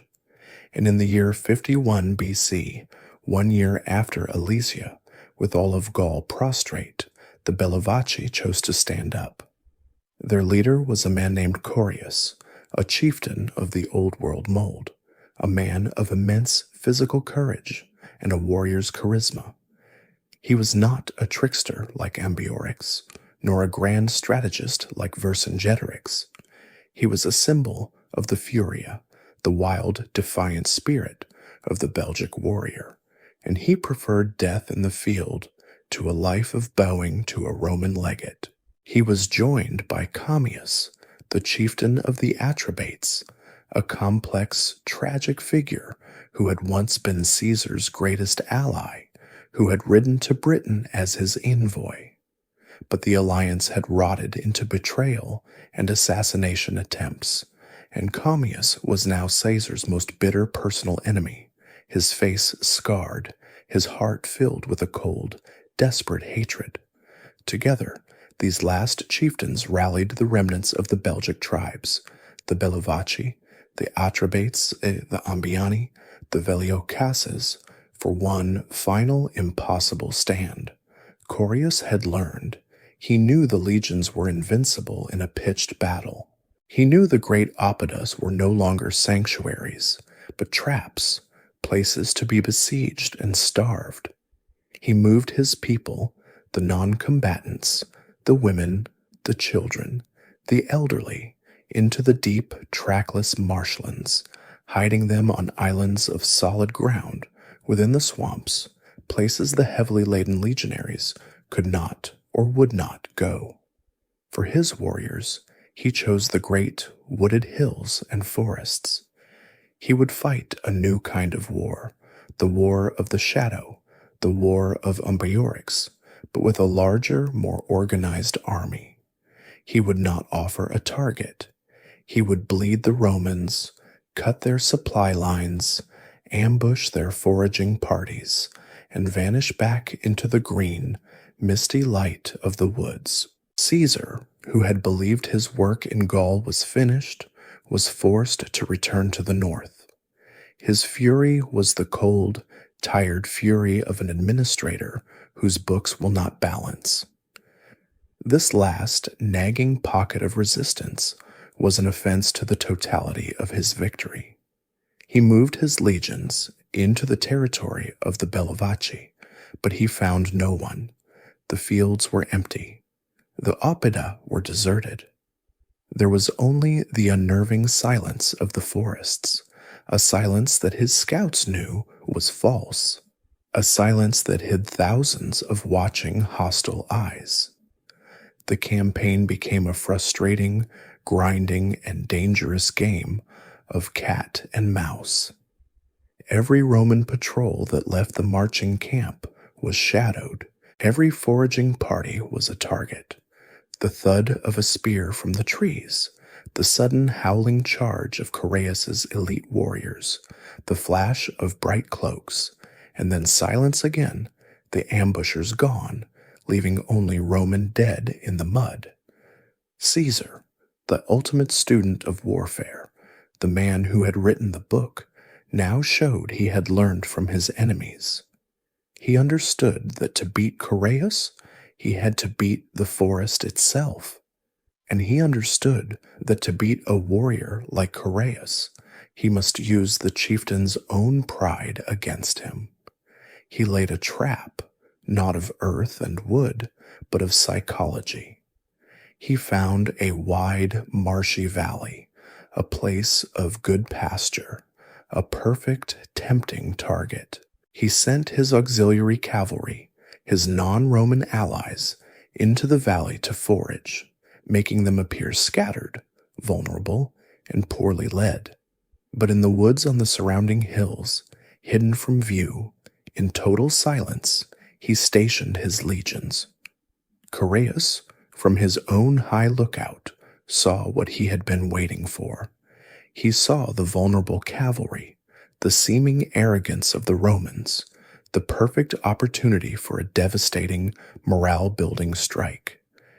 He gathered his elite warriors, the men who had sworn to die with him, and he led the charge himself, down from the wooded slopes, thundering across the open ground toward the unsuspecting foragers. The trap was sprung. The Roman auxiliaries, who had been bait, suddenly wheeled, reformed, and held.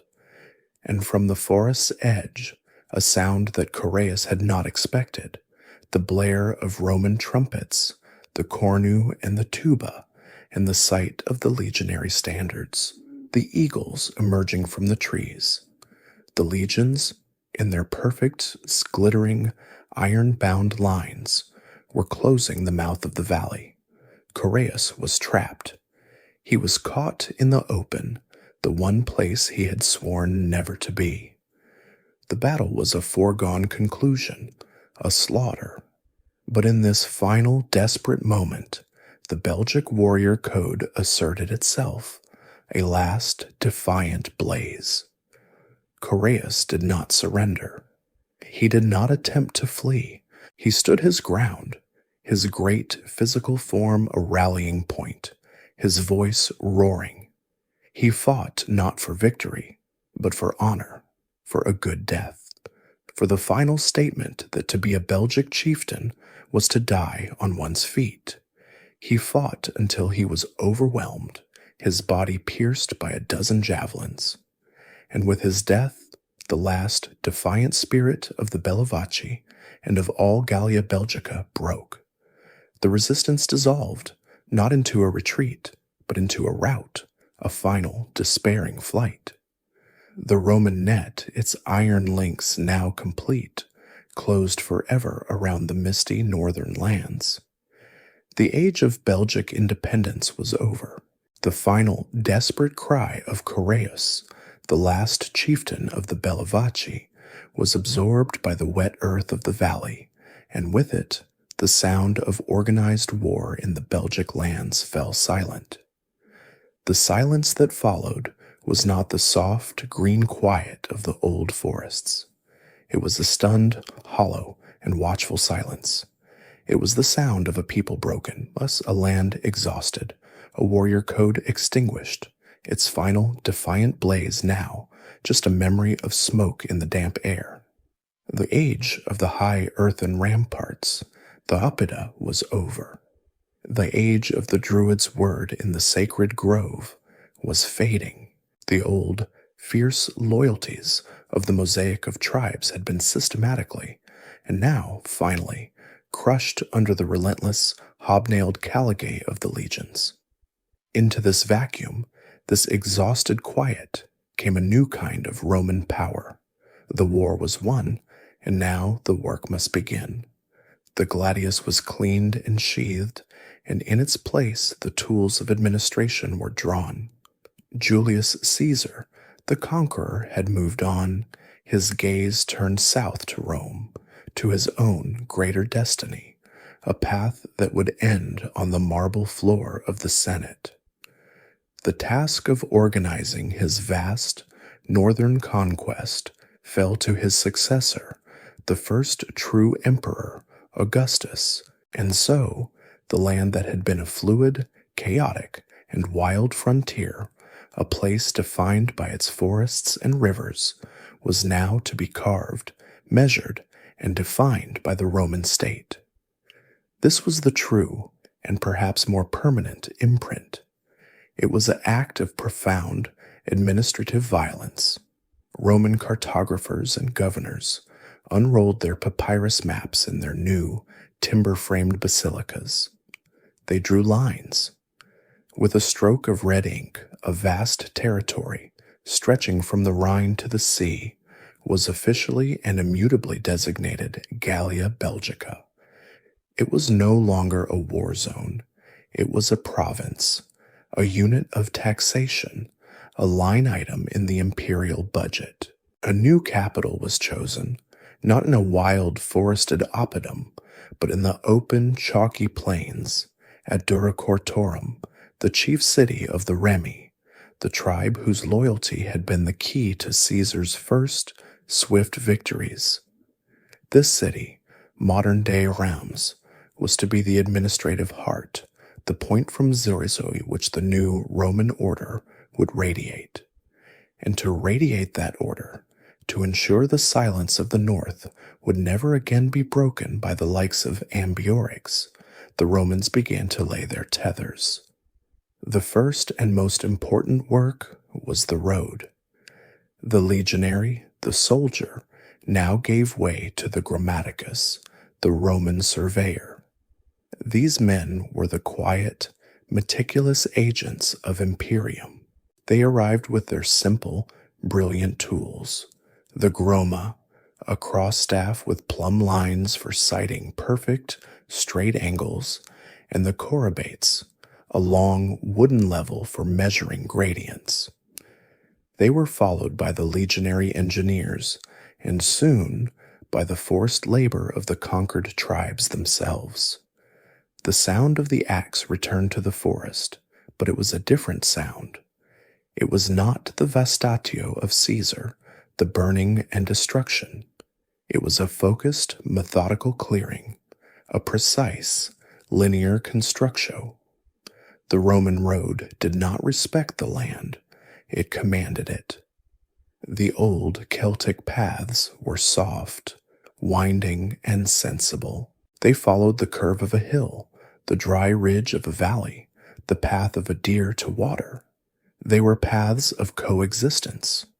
The Roman via, the new road, was a statement of will, a line of geometric power. The surveyors sighted their line from one hill to the next, and that line was held. If a forest stood in the way, it was cut down, a great, straight-edged corridor carved through the ancient twilight woods. If a hill was in the way, the engineers dug a cutting, slicing the earth to its bedrock. If a marsh or a valley was in the way, they built a causeway, a high, massive embankment of earth and stone, lifting the road above the water and the mud.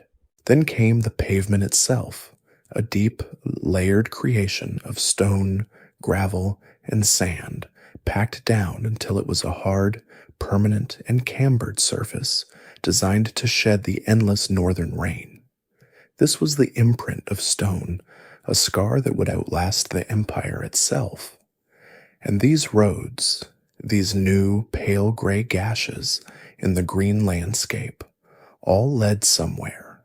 They were the new arteries of control. The great arterial Via Agrippa was laid, stretching from the new central capital of Gaul, Lugdunum, north to Dura Cortorum, and from there branching out, one line striking northwest to the sea and the ports to Britain, another striking northeast, a hard military artery aimed straight at the Rhine, the new, permanent, and heavily fortified frontier of the Roman world. This network of stone was the physical manifestation of the Roman net that had closed in 51 BC. It was designed for one primary purpose: speed. It was built so that legions, should another Ambiorix ever rise, could march from the Rhine to the Seine in a matter of days, not weeks, their caligae thudding on a hard, predictable surface, not sucking in the mud of a forest track. But the roads brought more than just soldiers. They brought the tax collector, the merchant with his wagons of wine and oil, the imperial post, the Latin-speaking administrator. They were the tethers that bound the misty, rebellious north to the warm, administrative heart of the south. The forests, once a trackless, shadowy refuge, were now pierced, defined, and bounded by these pale, unyielding lines of stone, each one a thread in a vast imperial design, pulling Gallia Belgica inexorably and forever into a new world. The great earthen crowns of the Oppida, the hill forts of the Belgic chieftains, now fell quiet. The wind, which had once carried the shouts of warriors and the clang of the forge, now whistled a thinner, lonelier tune through the sagging timber gates and over the grass that was beginning to reclaim the massive ramparts. The Pax Romana, the Roman peace, had made these high, defensive places obsolete. The war was over, and the new Roman order valued security not through isolation, but through connection. These strongholds, once the very heart of tribal life, were now simply impractical. They were too high, too cold, too far from the fertile fields, and too distant from the new straight roads that were becoming the true arteries of life. And so, a slow, generational migration began. It was not a flight, but a descent, a quiet, pragmatic move from the old world to the new. Life began to flow down from the windy, exposed hilltops, following the new roads into the wide, fertile, and now secure river valleys. The old Belgic aristocracy, the warrior nobles who had survived the wars, had a choice. They could fade into irrelevance in their damp, ancestral halls, or they could transform. They chose transformation. They put down the long iron sword and picked up the Roman stylus. They began to trade their brightly colored braca, trousers, for the Roman toga, and they moved their homes. Across the newly tamed landscape, a new kind of structure began to rise, a building that was the very symbol of this new, blended Gallo-Roman world. This was the villa. It was not a fortress, but a farm. It was not a symbol of war, but a machine for production, an engine of the new agricultural economy. The first villas were modest, perhaps not much more than stone-founded versions of the oldest timber-framed longhouses. But as the first century of the Common Era melted into the second, as the long, quiet afternoon of Roman peace settled over the land, these estates grew in size, in confidence, and in astonishing luxury. To see one was to see the imprint of Rome itself. They were not built of earth and rough-hewn wood, but of cut stone, of kiln-fired brick, and of bright red-orange terracotta tiles that shone like embers against the deep green landscape. They were laid out not with a warrior's eye for defense, but with an architect's love for geometry, order, and light. The typical great villa was a complex of buildings, often arranged around a central colonnaded courtyard, the peristyle, an open, sun-filled space with a garden or a fountain, a quiet, inward-looking heart that brought a Mediterranean concept of space to the misty north. The complex was divided in two. There was the pars rustica, the working part of the farm, the great barns for storing the grain, the stables for the oxen and the prized Treveran cavalry horses, the workshops for the blacksmiths and carpenters, the wine press, the olive press, where the climate allowed, and the small, simple quarters for the scores of slaves and tenant farmers who worked the vast surrounding fields. This was the economic engine, the part that fueled the cities and the legions on the Rhine, its air filled with the sounds of the loom, the grinding of the millstone, and the lowing of cattle. But the true marvel was the pars urbana, the owner's residence. Here, the Belgic chieftain, now a Roman dominus or landowner, lived a life his ancestors could not have imagined. One would walk from the damp, northern air under a portico and step onto a floor made not of packed earth, but of tesserae, thousands of tiny colored stones arranged into intricate, mesmerizing mosaics. The walls were not of dark, smoky wood, but of smooth, cool plaster, painted with vibrant frescoes of gods, goddesses, and swirling geometric patterns.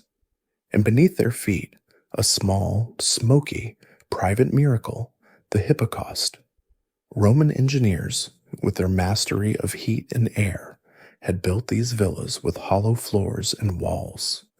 In a separate subterranean furnace, slaves would feed a constant fire, and the hot, smoky air would be drawn through this complex network of channels, radiating a gentle, even warmth up through the stone floors. In the depths of a Belgic winter, a landowner could sit in his study, the air around him as warm as a summer's day. They built private, opulent bathhouses, a sequence of rooms, the caldarium, hot, the tepidarium, warm, the frigidarium, cold, replicating the great public baths of Rome, the steam rising in the cool, northern air. This was the ultimate luxury, to be warm, to be clean, to be civilized, to have conquered the damp and the cold of the north itself, all within the private, stone-built walls of one's own, ordered, tranquil home. The rise of the villa was the privatization of the new Roman peace, a quiet, domestic, and agricultural conquest that transformed the aristocracy and the very soil of the land. But this was only half of the Roman dream. The empire was not built on scattered, self-sufficient farms. Its heart was the city, the civitas, a concept, a legal entity, and a physical machine for the creation of Roman citizens. While the old Belgic nobles were warming their hands over the hidden hippocausts of their rural estates, a new, far more public and monumental kind of life was being poured, in stone, onto the flat, open river plains, creating a new kind of shadow on the ancient ground. The old oppida, those high, windy crowns of earth, were abandoned to the past, their ramparts becoming mere curiosities, monuments to a defeated, pre-literate age. The new cities of Gallia Belgica were not built on these defensible, inconvenient heights. They were founded on entirely new ground, with a conqueror's confidence in the open, vulnerable, and commercially vital lowlands. They were placed, with strategic brilliance, at the new intersections of power, where a new, straight Roman road crossed a great navigable river, or at the junction of two of these new stone arteries. They were instruments of control, administration, and most importantly, of cultural transformation. The first great capital was Dura Cortorum, the city of the Remi, their reward for their timely, pragmatic betrayal of the Belgic Confederation. It rose from the chalk plains, a vast, gridded statement of the new order. This was the seat of the Roman governor, the administrative heart from which the taxes were gathered, the law was dispensed, and the imperial post, the cursus publicus, galloped on its relentless schedule. But it was in the east, along the green, winding valley of the Moselle, that the true urban dream of Gallia Belgica would find its ultimate expression. Here, a new city was founded, its name a dedication to the emperor himself, Augusta Treverorum, the modern Trier. It was a city born of the New Rhine frontier, a base from which to supply the legions, but it would grow in time to become more than a provincial capital. It would become a jewel of the north, a second Rome, a place where emperors themselves would one day hold court. To walk into one of these new cities, perhaps in the middle of the 2nd century, was to walk out of the ancient, misty Belgic world and into a Mediterranean vision. The first thing one would notice was the sound and the stone. The narrow, muddy tracks of the old settlements were gone, replaced by the Cardo and Decumanus, two great, paved, intersecting streets that cut the city into a perfect, rational grid of blocks, the insulae. The sound was the hard, sharp clack of sandals on stone paving, the rattle of iron-rimmed wagon wheels, and the murmur of 100 voices speaking a mixture of guttural Belgic dialects and the new, sharp, administrative Latin. At the very center of this grid, where the two main streets met, lay the heart of the city, the Forum. This was a vast open-air square, paved in stone, surrounded on three sides by a covered, colonnaded portico. Here, under the northern sky, was the center of all public life. Here, merchants set up their stalls, their tables piled with red Samian ware pottery from the south, amphorae of wine, and glass from the new Rhineland factories. Here, statues of the emperors stood, their bronze or marble eyes gazing with serene, imperial dispassion. At one end of the forum stood the basilica, a building not of gods, but of law, a vast high-roofed hall where the old Belgic aristocrat, now a Roman magistrate, his bright, checked cloak, long since exchanged for the white wool toga, would sit and hear cases, his decisions based not on the Druid's word, but on the written, unyielding code of Roman law. From the forum, the new sounds and smells of Roman life would spread. One would hear the splash of water from the great public bathhouses, the thermae, their smoky domed roofs, a testament to the Roman obsession with communal life. Their hot rooms a place of politics, gossip, and business, and one would hear the roar from the edge of the city. Here, a new man-made mountain of stone would be built, the amphitheater. It was a colossal, elliptical bowl, a structure of arches and concrete, a place where the entire population could be gathered. Here, the bread and circuses of the new order were dispensed. The spectacles of the hunt, the exotic animals, the gladiatorial combats, these were not just entertainment. They were a raw, public, and brutal display of the empire's power, a way to bind the conquered people to their conquerors in a shared visceral thrill, and everywhere the gods. The new temples were classical, stone structures, their triangular pediments and Greek-style columns, a stark geometric contrast to the dark, hidden, sacred groves of the Druids. But this was not a simple replacement. It was a fusion. Alongside a grand new temple to Jupiter, one might find a smaller Gallo-Roman shrine to a local Belgic god, now given a Latin name, a genius loci now wearing a Roman mask. These new stone cities, with their aqueducts carrying clean water for miles, their forums, their baths, and their amphitheaters, cast new shadows on the land, long, straight, predictable, and profoundly Roman shadows, where the old, dappled, and mysterious shadows of the forest had once held sway. The fires of the conquest, the terrible smoky pyres of the Eburones, and the desperate final blaze of the Bellovaci had long since cooled, their ashes turned to fertile soil by the patient northern rain. The iron-hard grip of the Pax Romana had settled, and the sound of the land had changed.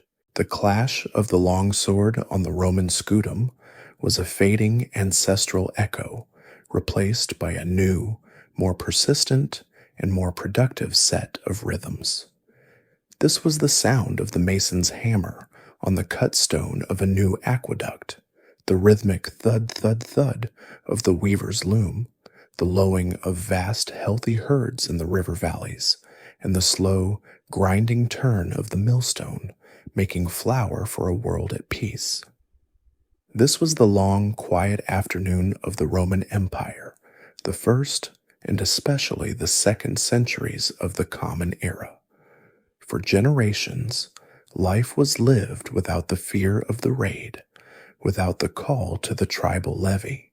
The shadow of the Roman eagle, once a predatory darkness, now became a different kind of shade, a vast, protective, and predictable shadow under which a new, hybrid culture could flourish. The villa estates, those engines of production, were no longer just fortified farms. They were centers of a confident, provincial luxury. The great straight roads, built for the legion's march, were now thronged with the wagon, the merchant's cart, and the traveler, their stone surfaces a permanent, reliable conduit for commerce. The true conquest, the final one, was not of the body, but of the mind and of the tongue. Latin, the language of the soldier, the administrator, and the magistrate, was now the language of aspiration. In the gridded, stone-paved forums of Augusta Treverorum or Duro Cortorum, a young Belgic noble, his hair now cut in the Roman fashion, would practice his oratory, his voice articulating the hard, precise vowels of the empire, his future dependent on his mastery of its tongue. The old, guttural, Celtic Germanic dialects did not vanish overnight. They retreated. They became the language of the pars rustica, the speech of the slaves in the fields, the words whispered by a mother to her child by the hearth. But the language of law, of commerce, of poetry, and of power was Latin. And in this long, peaceful afternoon, the two began to bleed into one another, the vulgar Latin of the North taking on the subtle music of the Old World, the first, faint, unwritten ancestor of a language that would one day be French. The gods, too, were changing their robes. The Druids, with their political power, had been proscribed, their sacred, shadowy groves falling silent, the state cult of the emperor now the only public faith. But belief is more resilient than a political decree. The old spirits of the land, the god of the spring, the goddess of the forest, the spirit of the river did not die. They were simply given new Roman names, their identities fused in a process of profound religious pragmatism.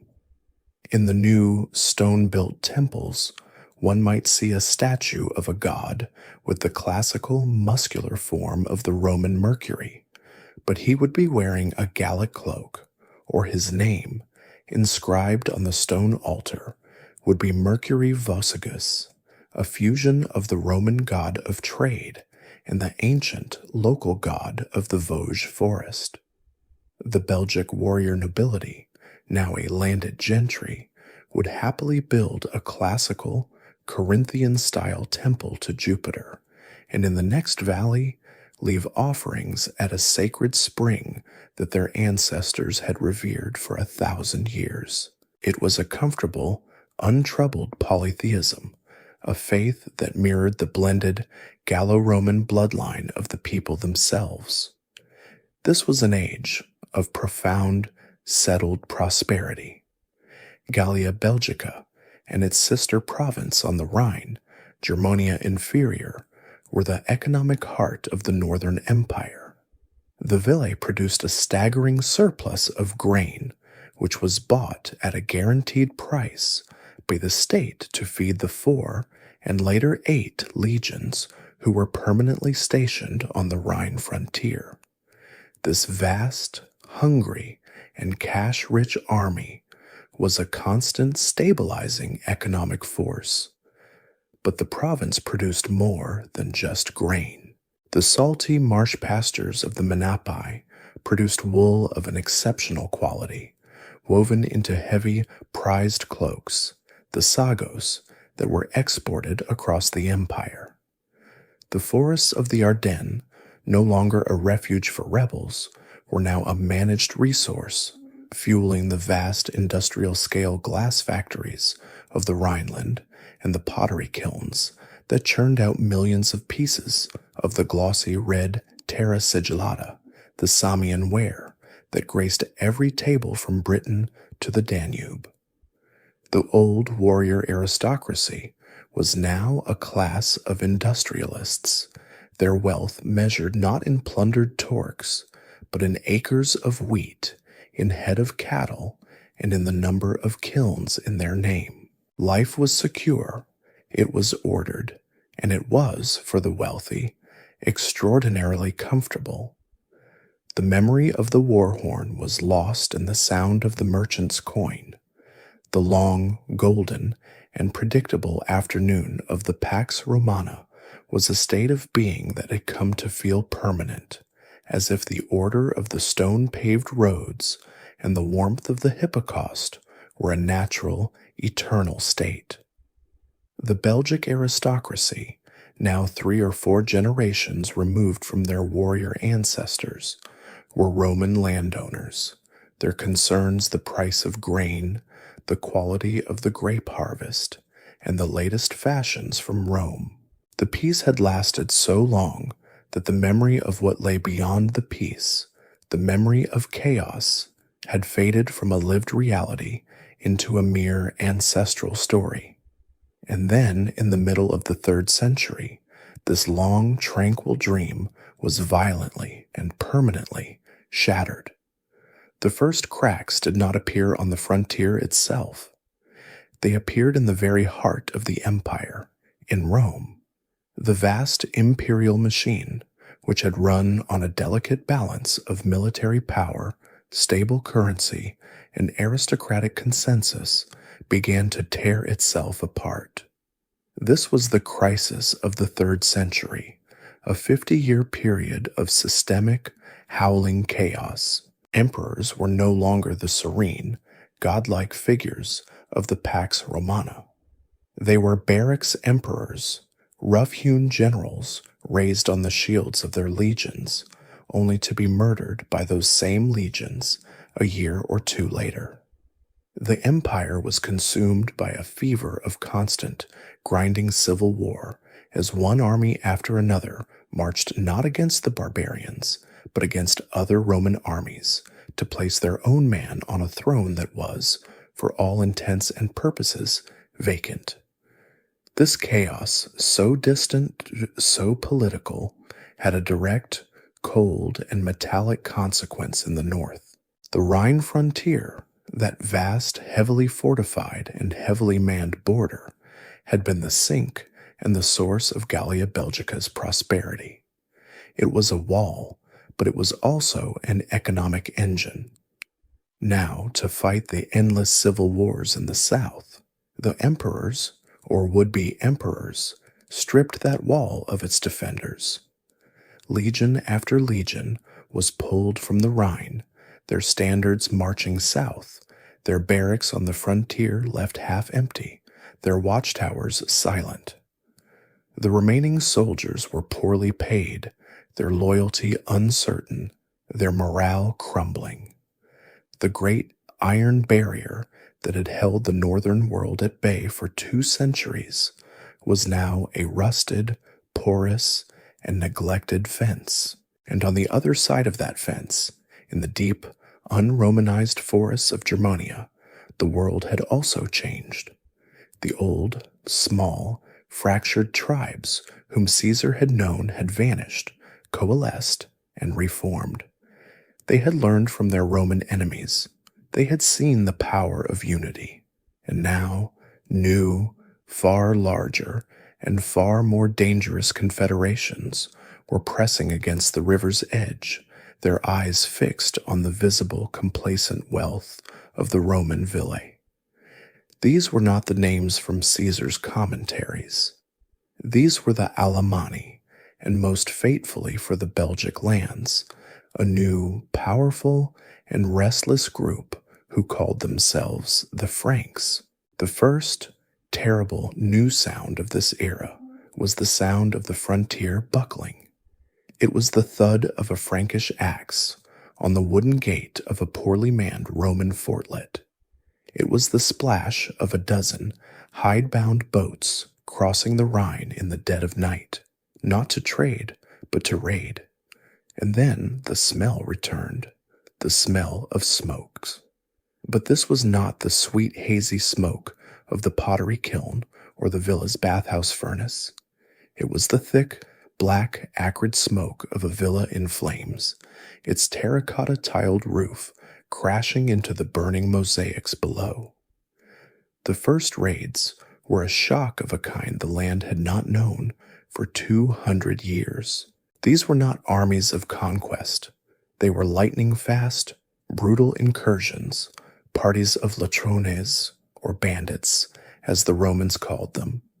Frankish war bands, clad in rough leathers and armed with spears, the barbed angon, and the deadly heavy-bladed throwing axe, the Francisca, would sweep across the now undefended roads.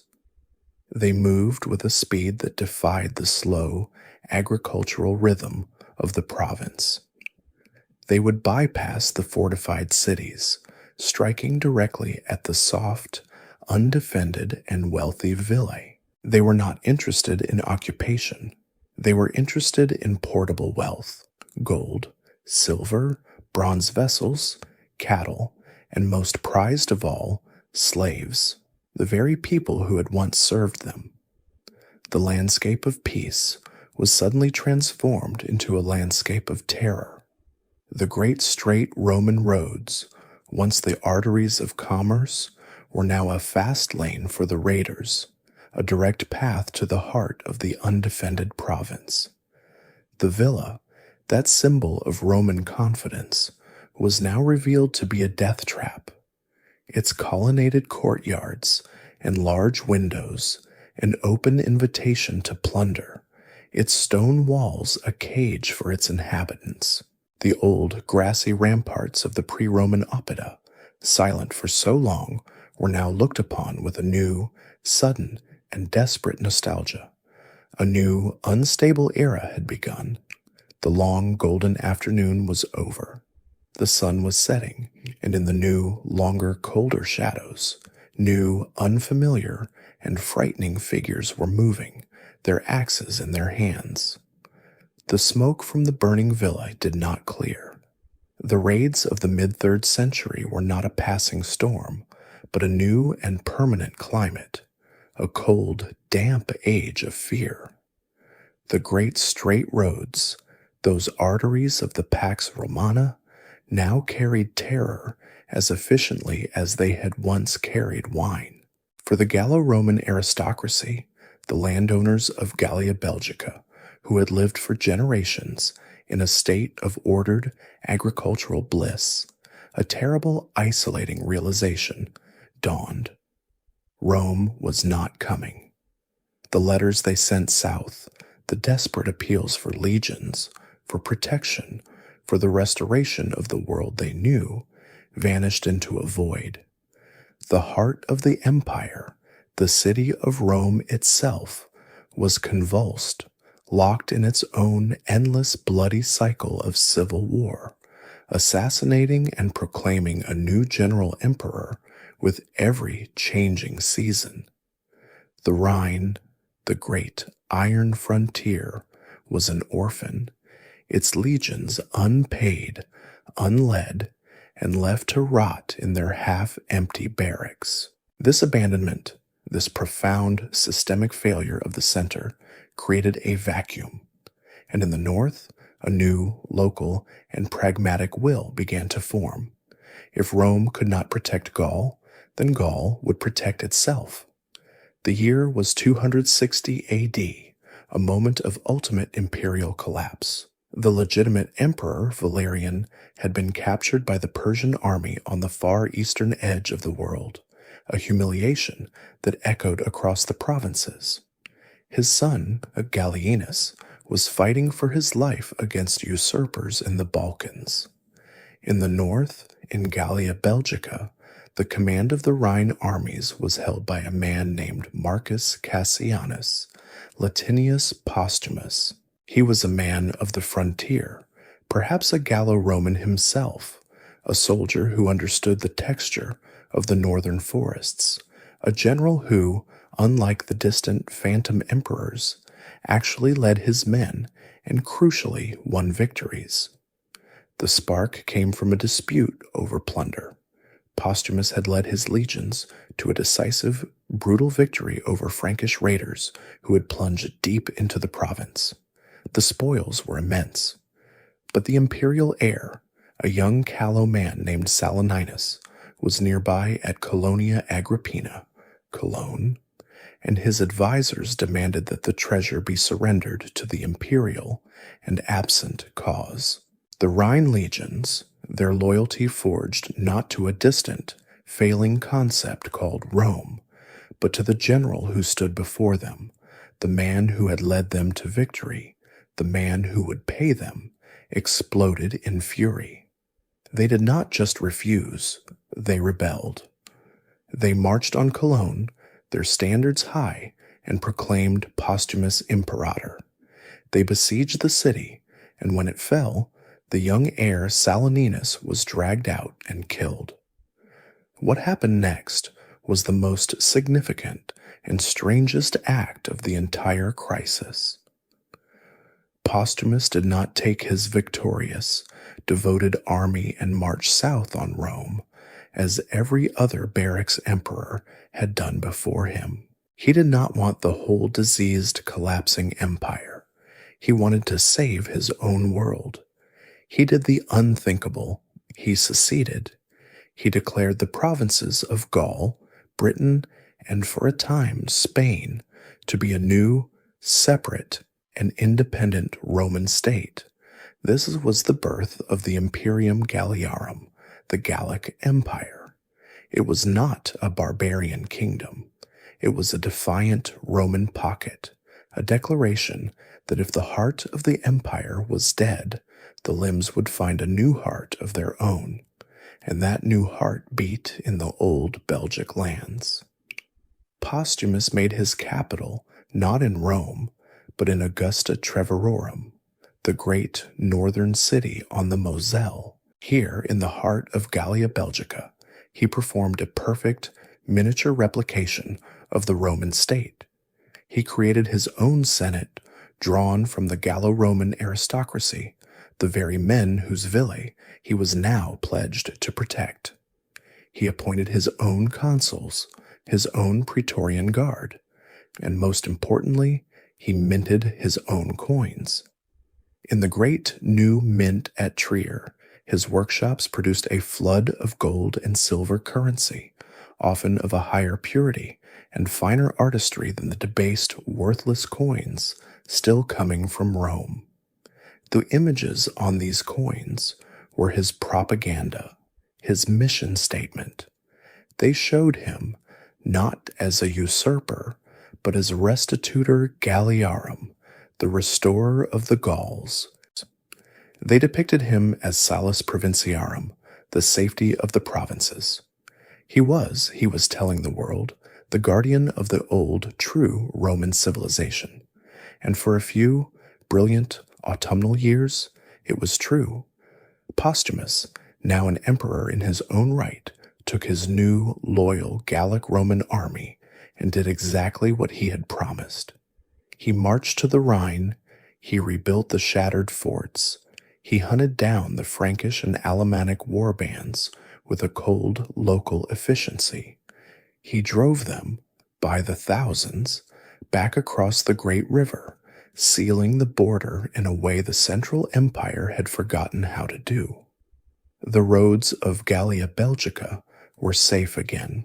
The villae were rebuilt, their new stone walls perhaps a little thicker, a little higher, a little more watchful. The smoke of the kiln returned, the plows turned the soil, and a fragile, localized Pax Romana returned to the north. For this brief, shining moment, the province that had been a distant, half-wild, and troublesome frontier had become the center of its own Roman world, a separate empire, an island of defiant order, standing alone against the chaos of a fracturing age. The dream of a separate Gallic empire, that bright, defiant autumnal shield, could not hold. It was, in the end, a Roman dream, and it died of a Roman disease. Postumus, the restorer of the Gauls, was murdered by his own troops in a dispute over plunder, the same pattern of internal rot that consumed the Central Empire. His successors, one after another, were ephemeral, their reigns brief, their authority crumbling. Finally, in 274 AD, the legitimate Emperor Aurelian, a man of iron will who had been restitching the torn fabric of the empire, marched north. The final battle, near Chalons, was less a conquest and more of a reunification. The last Gallic emperor, Tetricus, his state collapsing, his own troops in mutiny, may have simply walked away from his army, a willing, weary captive, surrendering his hollow, separate empire back to the whole. The Imperium Galliarum was dissolved. The land of Gallia Belgica was once again just a province of Rome, but the empire it rejoined was not the one it had left. The long golden afternoon of the 2nd century was a ghost, a story told by old men. The 4th century, the new age inaugurated by the reforming iron-willed emperors Diocletian and Constantine, was a different world. It was a harder, colder, more desperate, and more brutalist age. The Pax Romana was not a given state of being. It was a daily, exhausting, and militaristic struggle. The world was no longer confident, open, and civilian. It was anxious, defensive, and armored. This new reality was etched in stone across the landscape. The most profound change was the death of the open, undefended space. The villa, that symbol of aristocratic confidence, was the first casualty. The great colonnaded, art-filled country palaces were now revealed to be what they were: invitations to slaughter. They were abandoned, their mosaics cracked with frost, their painted walls collapsed in the damp, their bathhouses a refuge for wild animals. Those landowners who remained did not rebuild in the old style. They fortified. The villa of the 4th century was a different, grimmer beast. It was a fortress. The landowners used the stone from their own ruined porticos to build thick, high, crude walls. They added stone towers, dug ditches, and turned their homes into self-sufficient private castles. Life retreated from the open courtyard into a smaller, darker walled enclosure, a desperate private island of order in a landscape that was reverting to chaos. This same fearful shrinkage afflicted the cities. The great, sprawling, gridded cities of the High Empire, Augusta Treverorum, Duracortorum, Amiens, were now a profound liability. Their vast, unwalled suburbs, their grand forums, their sprawling bath complexes were a map for raiders, a sea of indefensible luxury. The population, ravaged by a century of plague, war, and economic collapse, had shrunk anyway. And so, the great new work of the 4th century began: the walling. But these were not the old, proud, expansive walls of a new, confident city. These were new, thick, desperate walls built around a tiny, shrunken, defensible core. The sound of the age was the sound of demolition.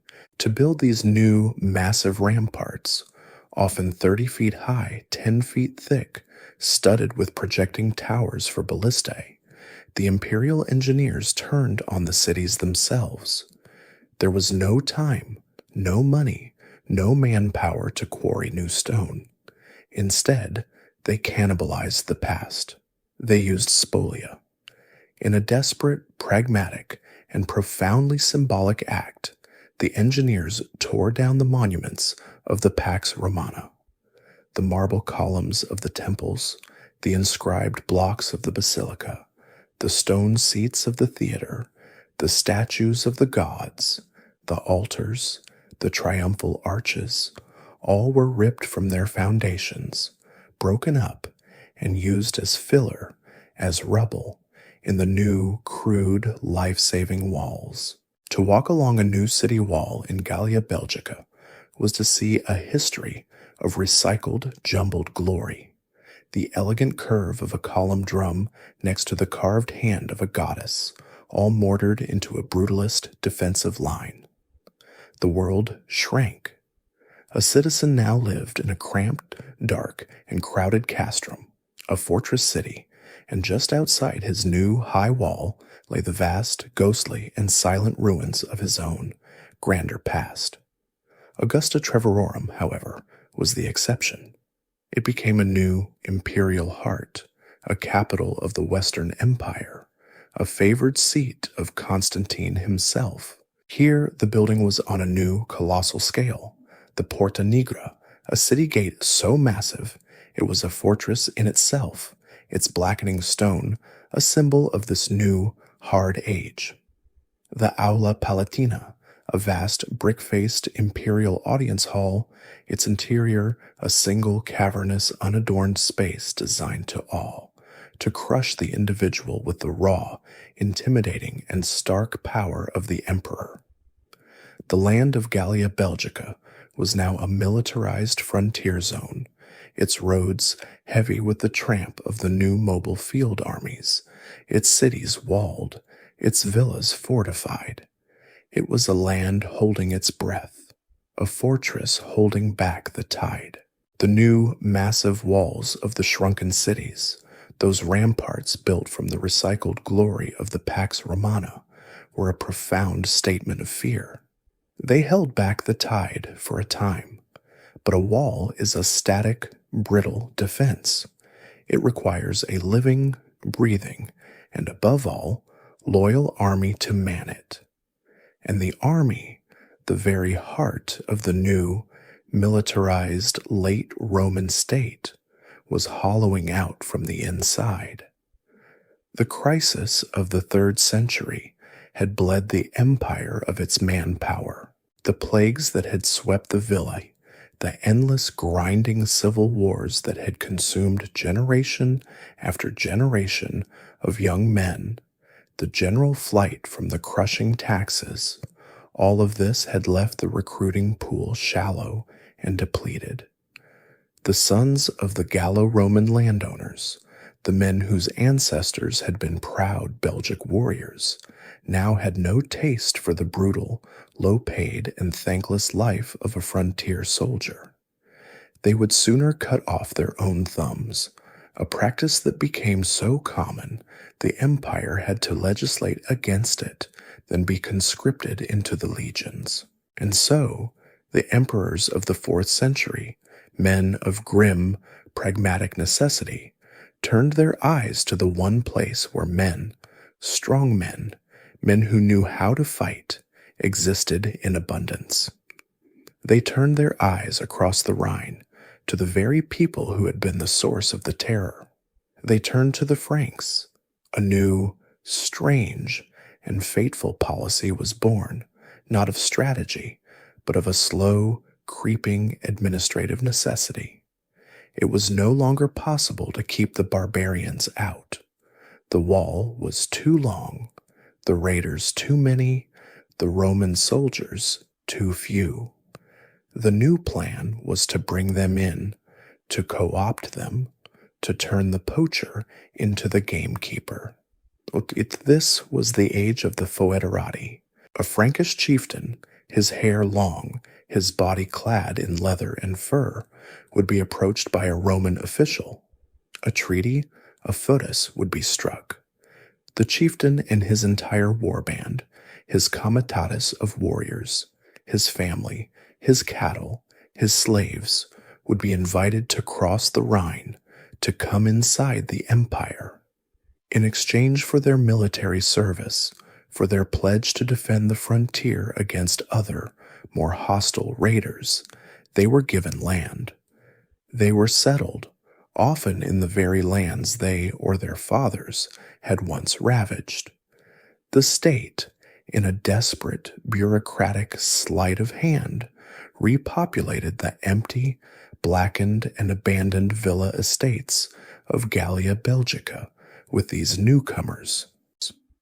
The sound of the Frankish axe, the sound that had once been a sound of terror, of the Francisca cleaving a Roman shield, was now a sound of settlement, the thud of a Frankish pioneer clearing a field, rebuilding a ruined farmhouse, his family living within the old, stone-founded walls of a ruined villa. The landscape began to change, to blur. The clear, sharp, cultural line of the Rhine, which had defined the world for 400 years, was now dissolving, flowing inland. A traveler on the long stone roads of the north, in the lands of the old Nervi or Eburones, would now pass through a world of profound, unsettling ambiguity. He would see a Roman military patrol, their shields and helmets of the classic imperial pattern. But when they spoke, their voices would be guttural, their language Frankish. He would see a warrior with the long, flowing blonde hair of a Frank, but he would be wearing the uniform of a Roman officer, his title a Roman one, dux or comes. The Roman army of the north, the very shield of Gallia Belgica, was by the late 4th century overwhelmingly barbarian in its blood, its speech, and its culture. The generals themselves, the men charged with the high command of all Gaul, now bore Frankish names, men like Arbogast and Baudo, who held the fate of the child emperors in their rough, ring-covered hands. This was not a conquest. It was a seepage, a slow, systemic, and mutual absorption. The Franks, settled within the borders, were not Romans, but they were no longer truly Franks. They were the new men, the men of the frontier, loyal not to a distant, abstract idea of Rome, but to the tangible, fertile land they had been given, and to the Roman commanders, often of their own blood, who paid them their gold, the solidus. This policy, born of desperation, had a terrible double edge. It held the frontier for a time. These Frankish foederati fought, and fought fiercely against the Alemanni, against Saxon pirates, and against other less disciplined Frankish bands who still came only to plunder. But in doing so, they learned. They learned the secrets of Roman logistics. They learned how to command large, disciplined units. They learned the layout of the Roman roads, the weaknesses of the walled cities, the mechanics of the imperial tax system. They were the apprentices of the failing state, and they began to occupy the space, not just of the farmer and the soldier, but of the master. In the far northern part of Gallia Belgica, in the lands around the city of Tournai, this settlement was deepest, this new hybrid world most complete. Here, the line between Roman and Frank had ceased to have any real meaning. A new people was being forged in the damp northern air, a people of Roman name and Frankish blood, living on a land that remembered its Belgic past only as a deep, grassy echo in the shape of the hills. The final, definitive break came not as a slow seepage, but as a catastrophic, freezing shatter. On the last night of the year 406 AD, the Rhine River, the great, divine, and symbolic barrier of the Roman world, froze solid. It was not a partial freezing, but a deep, structural ice bridge that spanned its entire gray-green width. And across this impossible white groaning path, the world moved. A vast, desperate migration of peoples, Vandals, Alans, Suebi, poured over the river, not as a raiding party, but as a whole, migrating, un-Romanized world. The frontier, which had been buckling for a century, did not just break, it evaporated. The legions who were supposed to be guarding it were far to the south, having been recalled to Italy to defend the heart of the empire from the Goths. The thin, administrative shell of Roman power in Gallia Belgica fractured and then dissolved. The great walled city of Augusta Treverorum, the imperial capital, was sacked. Its Aula Palatina, that vast brick hall of imperial power, left a smoky, hollow shell. The Roman state, as a functional, tax-gathering, road-maintaining, and above all, protecting entity, vanished. It was as if a great, humming machine had been unplugged, and in the sudden, profound silence, the land was left to the men who actually held the swords. And the only men who held the swords in any organized, meaningful way were the Frankish foederati. The apprentices, who had been settled on the land for generations, now looked up from their plows and their barracks and realized there was no master. The foedus, the treaty that had bound them, was now a meaningless piece of papyrus, its other signatory, the Western Roman Empire, a ghost.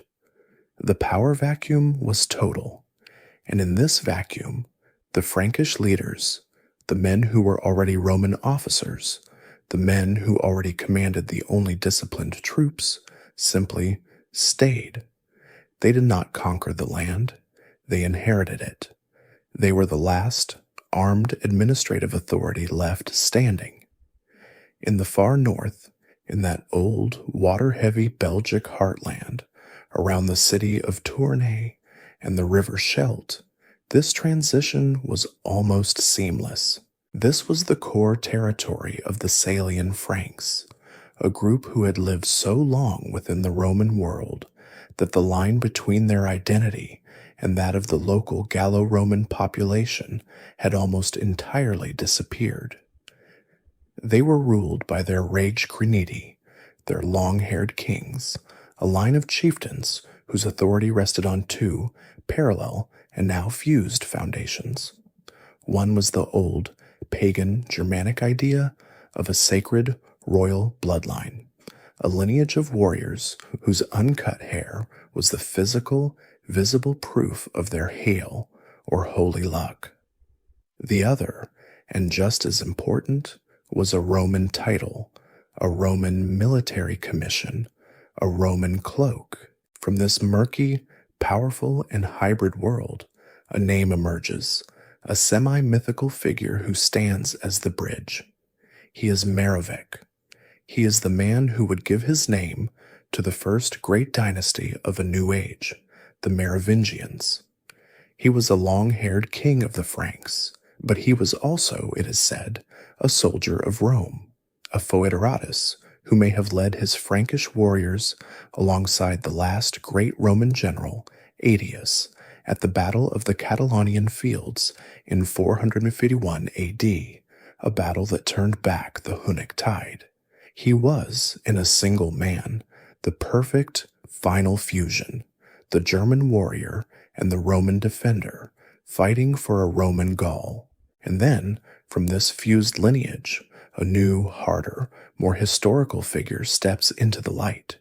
He is Childeric, the son of Merovec, who ruled from his capital, the old Belgic and now Frankish Roman city of Tournai, from around 457 AD. He was not a barbarian king, in the way a Roman from the south might imagine. He was the de facto ruler of the old Roman province of Belgica Secunda. He was a pagan, a worshipper of the old gods, in a world that was now nominally Christian. He was a Frank, but he was also the master of the last functioning Roman fabricae, or weapons factories. He was a king, but he was also, in the eyes of the last, surviving remnants of Roman authority, a Roman general, a magister militum, a man who wore the purple cloak of a Roman governor. For centuries, but to this man was a shadow, a name in a dry chronicle. But in the year 1653, in the city of Tournai, a workman, his spade digging in the earth near the church of Saint-Brice, struck something hard. He struck a tomb of astonishing revelatory wealth. It was not the crude grave of a raider. It was the royal burial of Childeric himself. When the earth was cleared, the light fell upon a time capsule, the very moment of transition. There was the king, his great 6-foot frame laid to rest. With him was his treasure, hundreds of small, golden stylized bees, their bodies inlaid with red garnets that had been sewn onto his silk, Roman-style purple cloak. There was his heavy gold torque, a symbol of his Frankish royalty. There were his weapons, his Francisca, his angon, his longsword, all of the finest Roman factory steel, and most importantly, there was his signet ring, a heavy gold Roman-style ring. It was inscribed not in runes, but in Latin, Childerici Regis, of King Childeric. And the image on the ring was not of a wild fur-clad warrior. It was the portrait of Childeric himself, his long Frankish hair flowing down to his shoulders, but his body clad in the armor and paludamentum, the cloak of a Roman general, his hand holding a spear in the pose of an imperial consul. He was, in this one, buried, in perfectly preserved image, the last Roman governor of the north, and the first true king of the Franks, his power rooted firmly, and finally, in the ancient, blood-soaked, and now reborn soil of Gallia Belgica. The tomb of Childeric at Tournai was a final, brilliant, and gold-laden snapshot of a world in perfect, poised transition. He was both Rex and general, his power drawn equally from the long-haired, pagan magic of his Frankish bloodline and the purple, silken administrative authority of a dying Rome. He was the master of Belgica Secunda, the last man to rule the province, even if he did so under a new royal title. But this hybrid world, balanced on the knife edge of two ages, was as mortal as the king who was sealed in the earth. The future belonged not to the man who could balance the old world, but to the man who would build the new one. And that man was his son. His name was Clovis.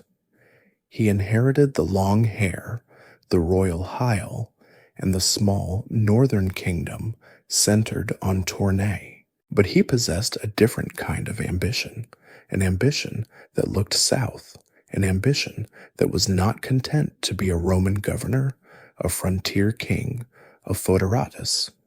He would not be a partner to a fading idea. He would be the sole, absolute master of a new one. And in the forging of this new Frankish kingdom, the old, administrative, Roman lines on the map would be scoured away, not by an enemy, but by the simple, profound irrelevance of their passing.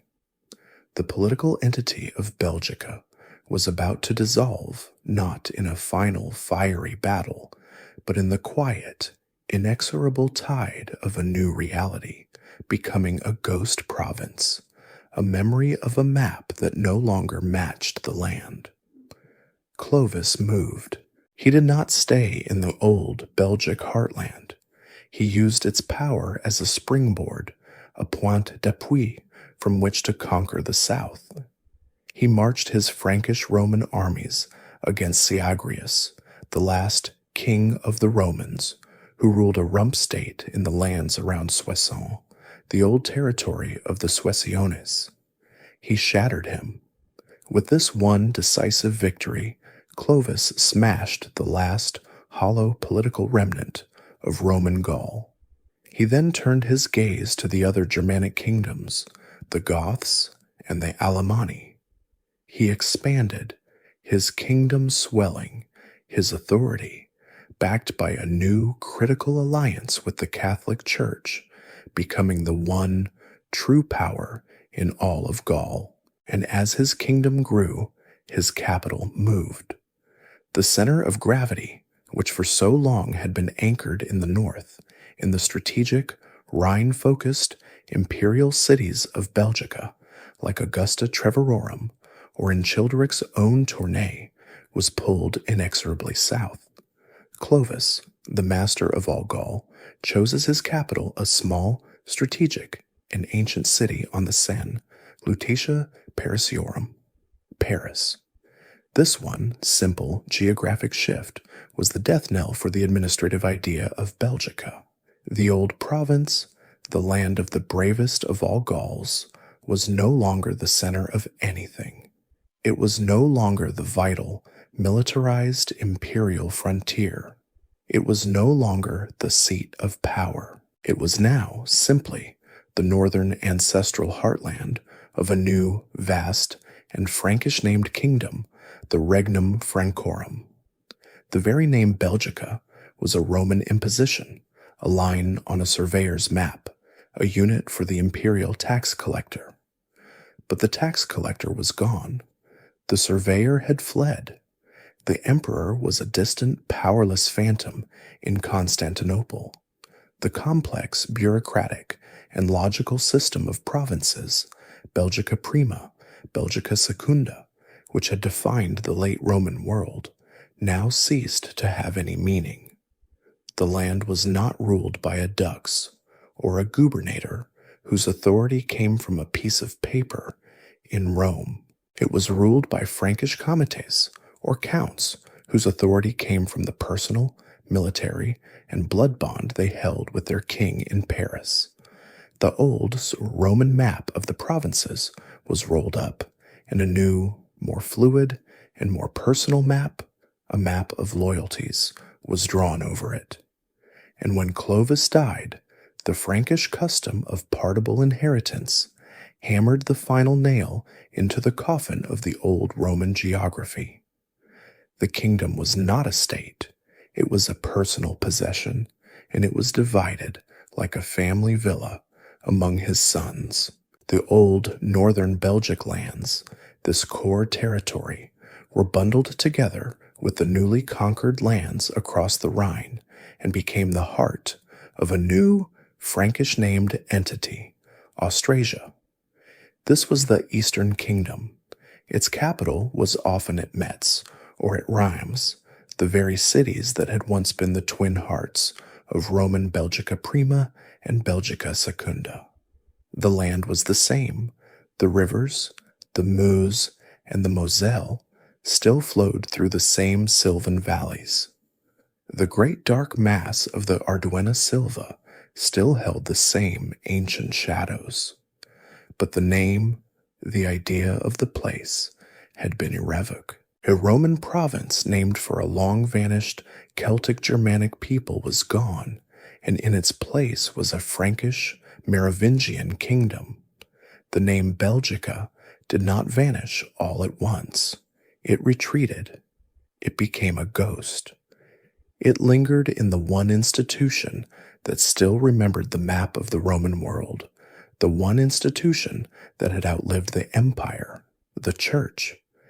The Catholic bishops, in their synods and their councils, still, for a time, referred to their episcopal sees by the old or formal Roman provincial names.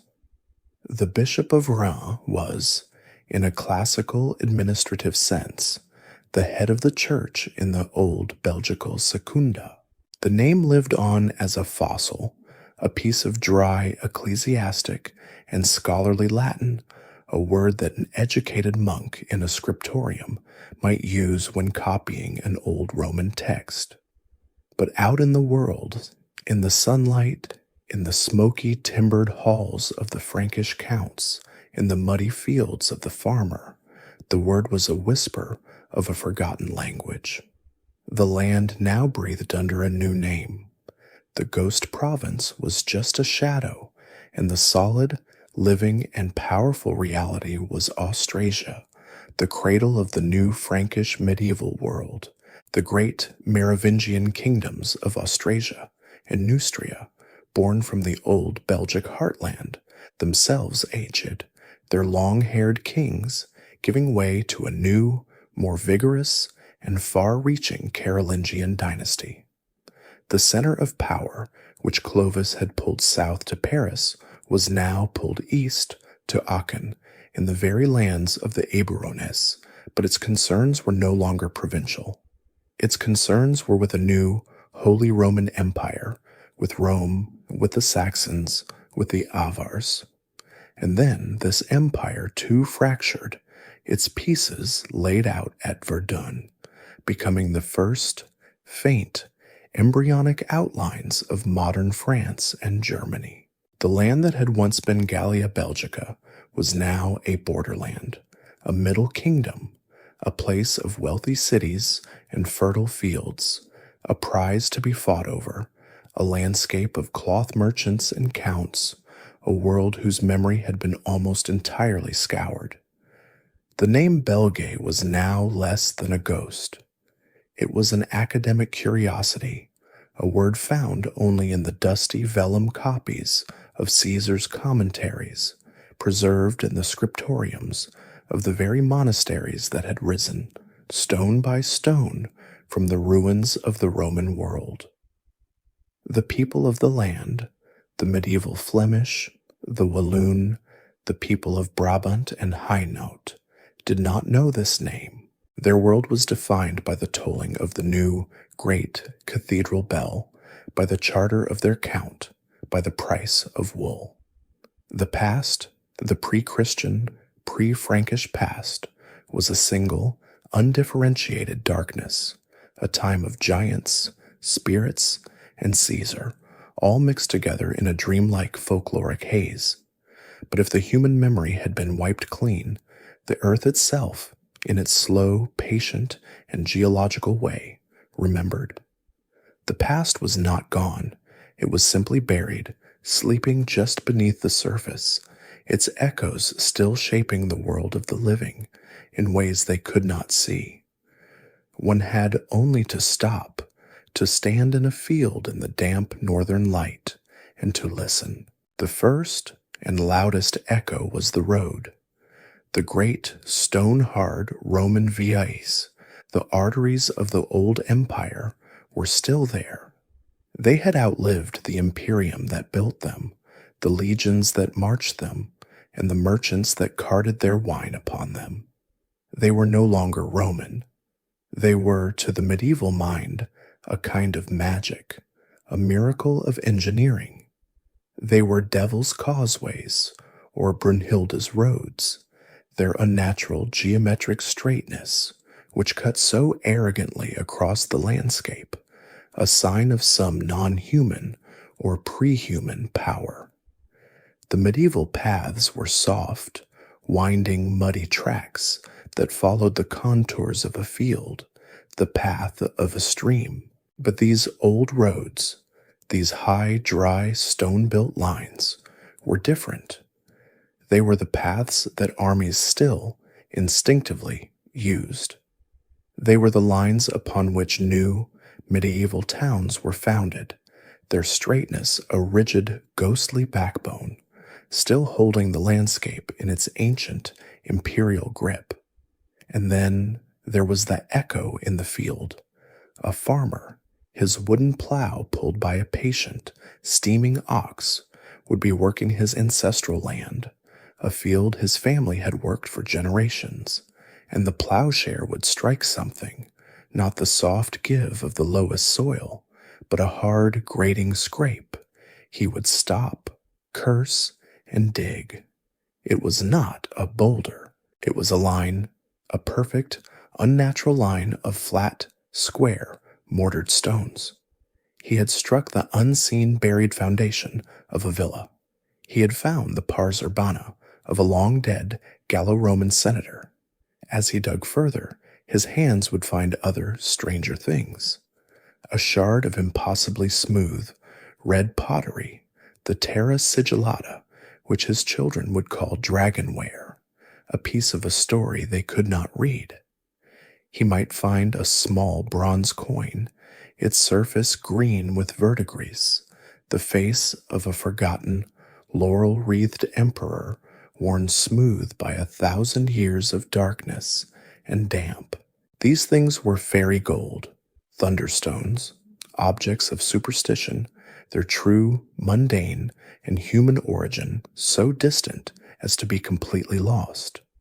And on the high places, on the skylines, the great grassy mounds of the Oppida still stood, their colossal earthen ramparts, now softened by centuries of rain, covered in carpets of wildflowers and groves of ancient twisted beech.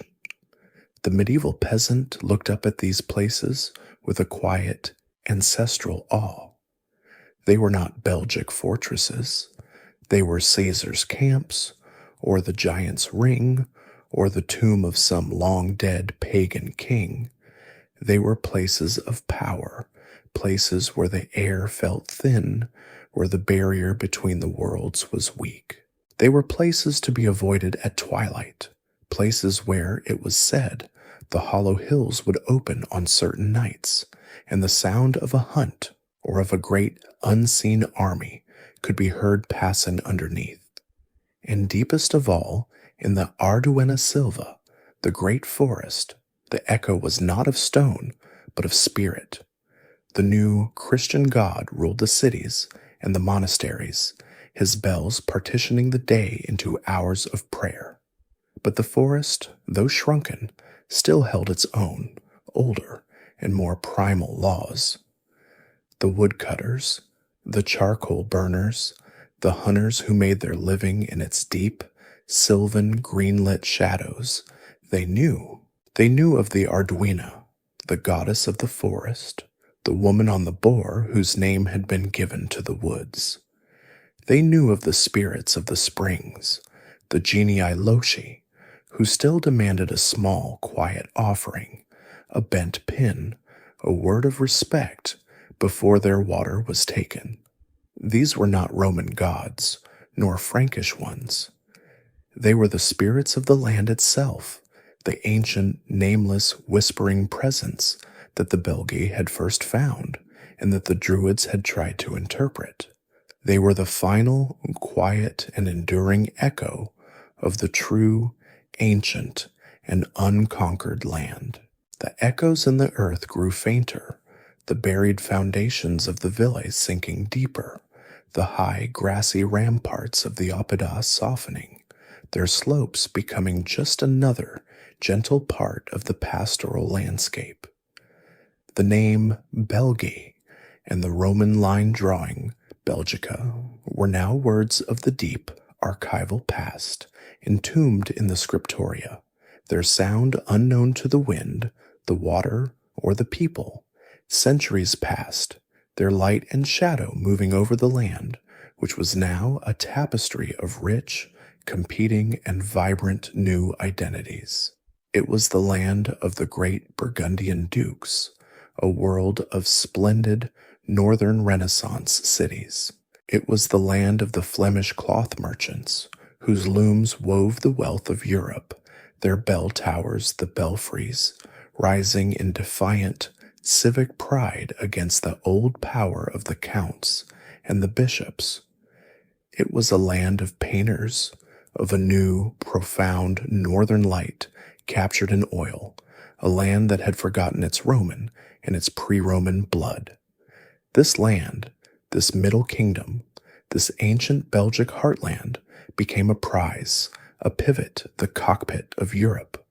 Its flat, water-heavy fields, which had once absorbed the charge of the Nervii against the legions, now absorbed the cannon fire of Spanish, Austrian, French, and Dutch armies. The land was defined and redefined by 100 different treaties, 100 different foreign masters. It was the Spanish Netherlands, the Austrian Netherlands, a part of Napoleon's great French Empire, and then a part of the new United Kingdom of the Netherlands. The people who lived there, the Flemings and the Walloons, were a people defined by their proximity to greater, more powerful, and more demanding neighbors, their own identity forged in the crucible of these endless modern wars. And then, in the early 19th century, a new, strange, and ancient wind began to blow. It was the wind of romanticism, of nationalism, of a new, passionate, and intellectual search for the people, for the roots, for a pure, authentic, and ancient past.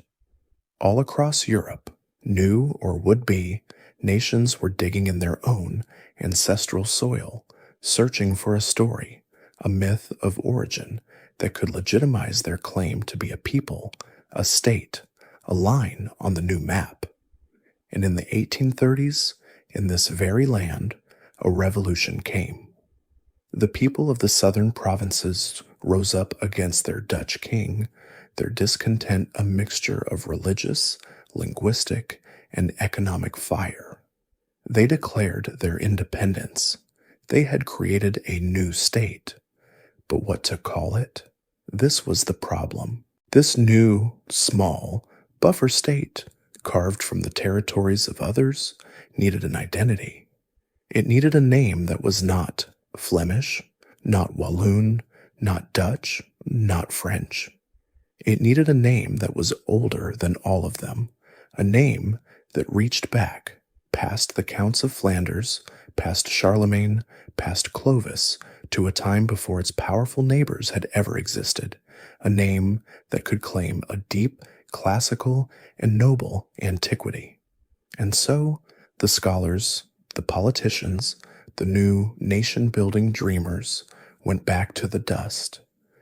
They went back to the one book that had survived it all, the book that had, in fact, created the very first shadowy idea of this land.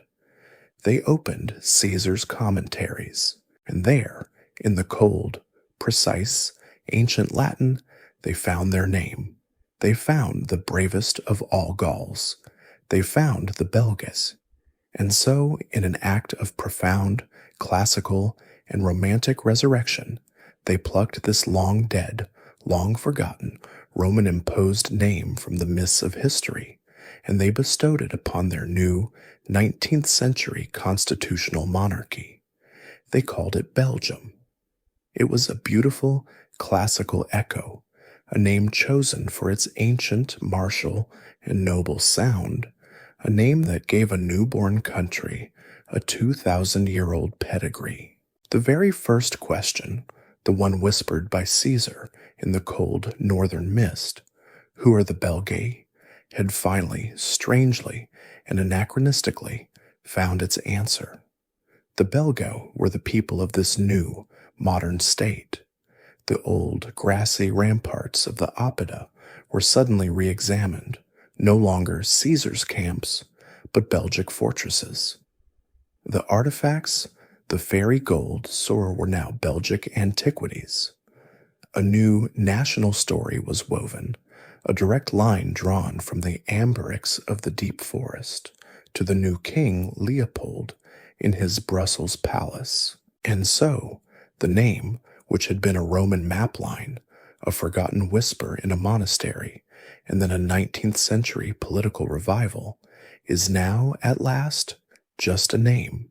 It is the name of the land itself. The story, which began in the deep, primeval mist with a people who did not know their own name, ends here with a land that bears it, even as the true, ancient, and fractured memory of that people sleeps, forever, just beneath the soil. The echoes fade. The sound of the historian's voice, which has carried us through the wars, the building, the forgetting, and the remembering, now softens, dissolving back into the quiet of the room. The long, straight roads of the Romans have been paved over. The high earthen crowns of the Oppida are just gentle moonlit hills, their slopes soft with grass, their great silent story now told. The water-heavy land, the forests of the Arduena, the slow, patient gray-green rivers, the Meuse, the Scheldt, they are all that truly remain. They flow on as they have always flowed, their sound a low, steady, and constant murmur. It is the sound of the earth breathing. It is the sound of time itself, turning in its long, slow, and peaceful sleep. And now, the light of our story, the light of the mind, fades with it. All the names, the battles, the golden bees, the broken pottery, they all dissolve. There is only the darkness, the soft, enfolding northern mist, and the sound of the river flowing, flowing to the sea.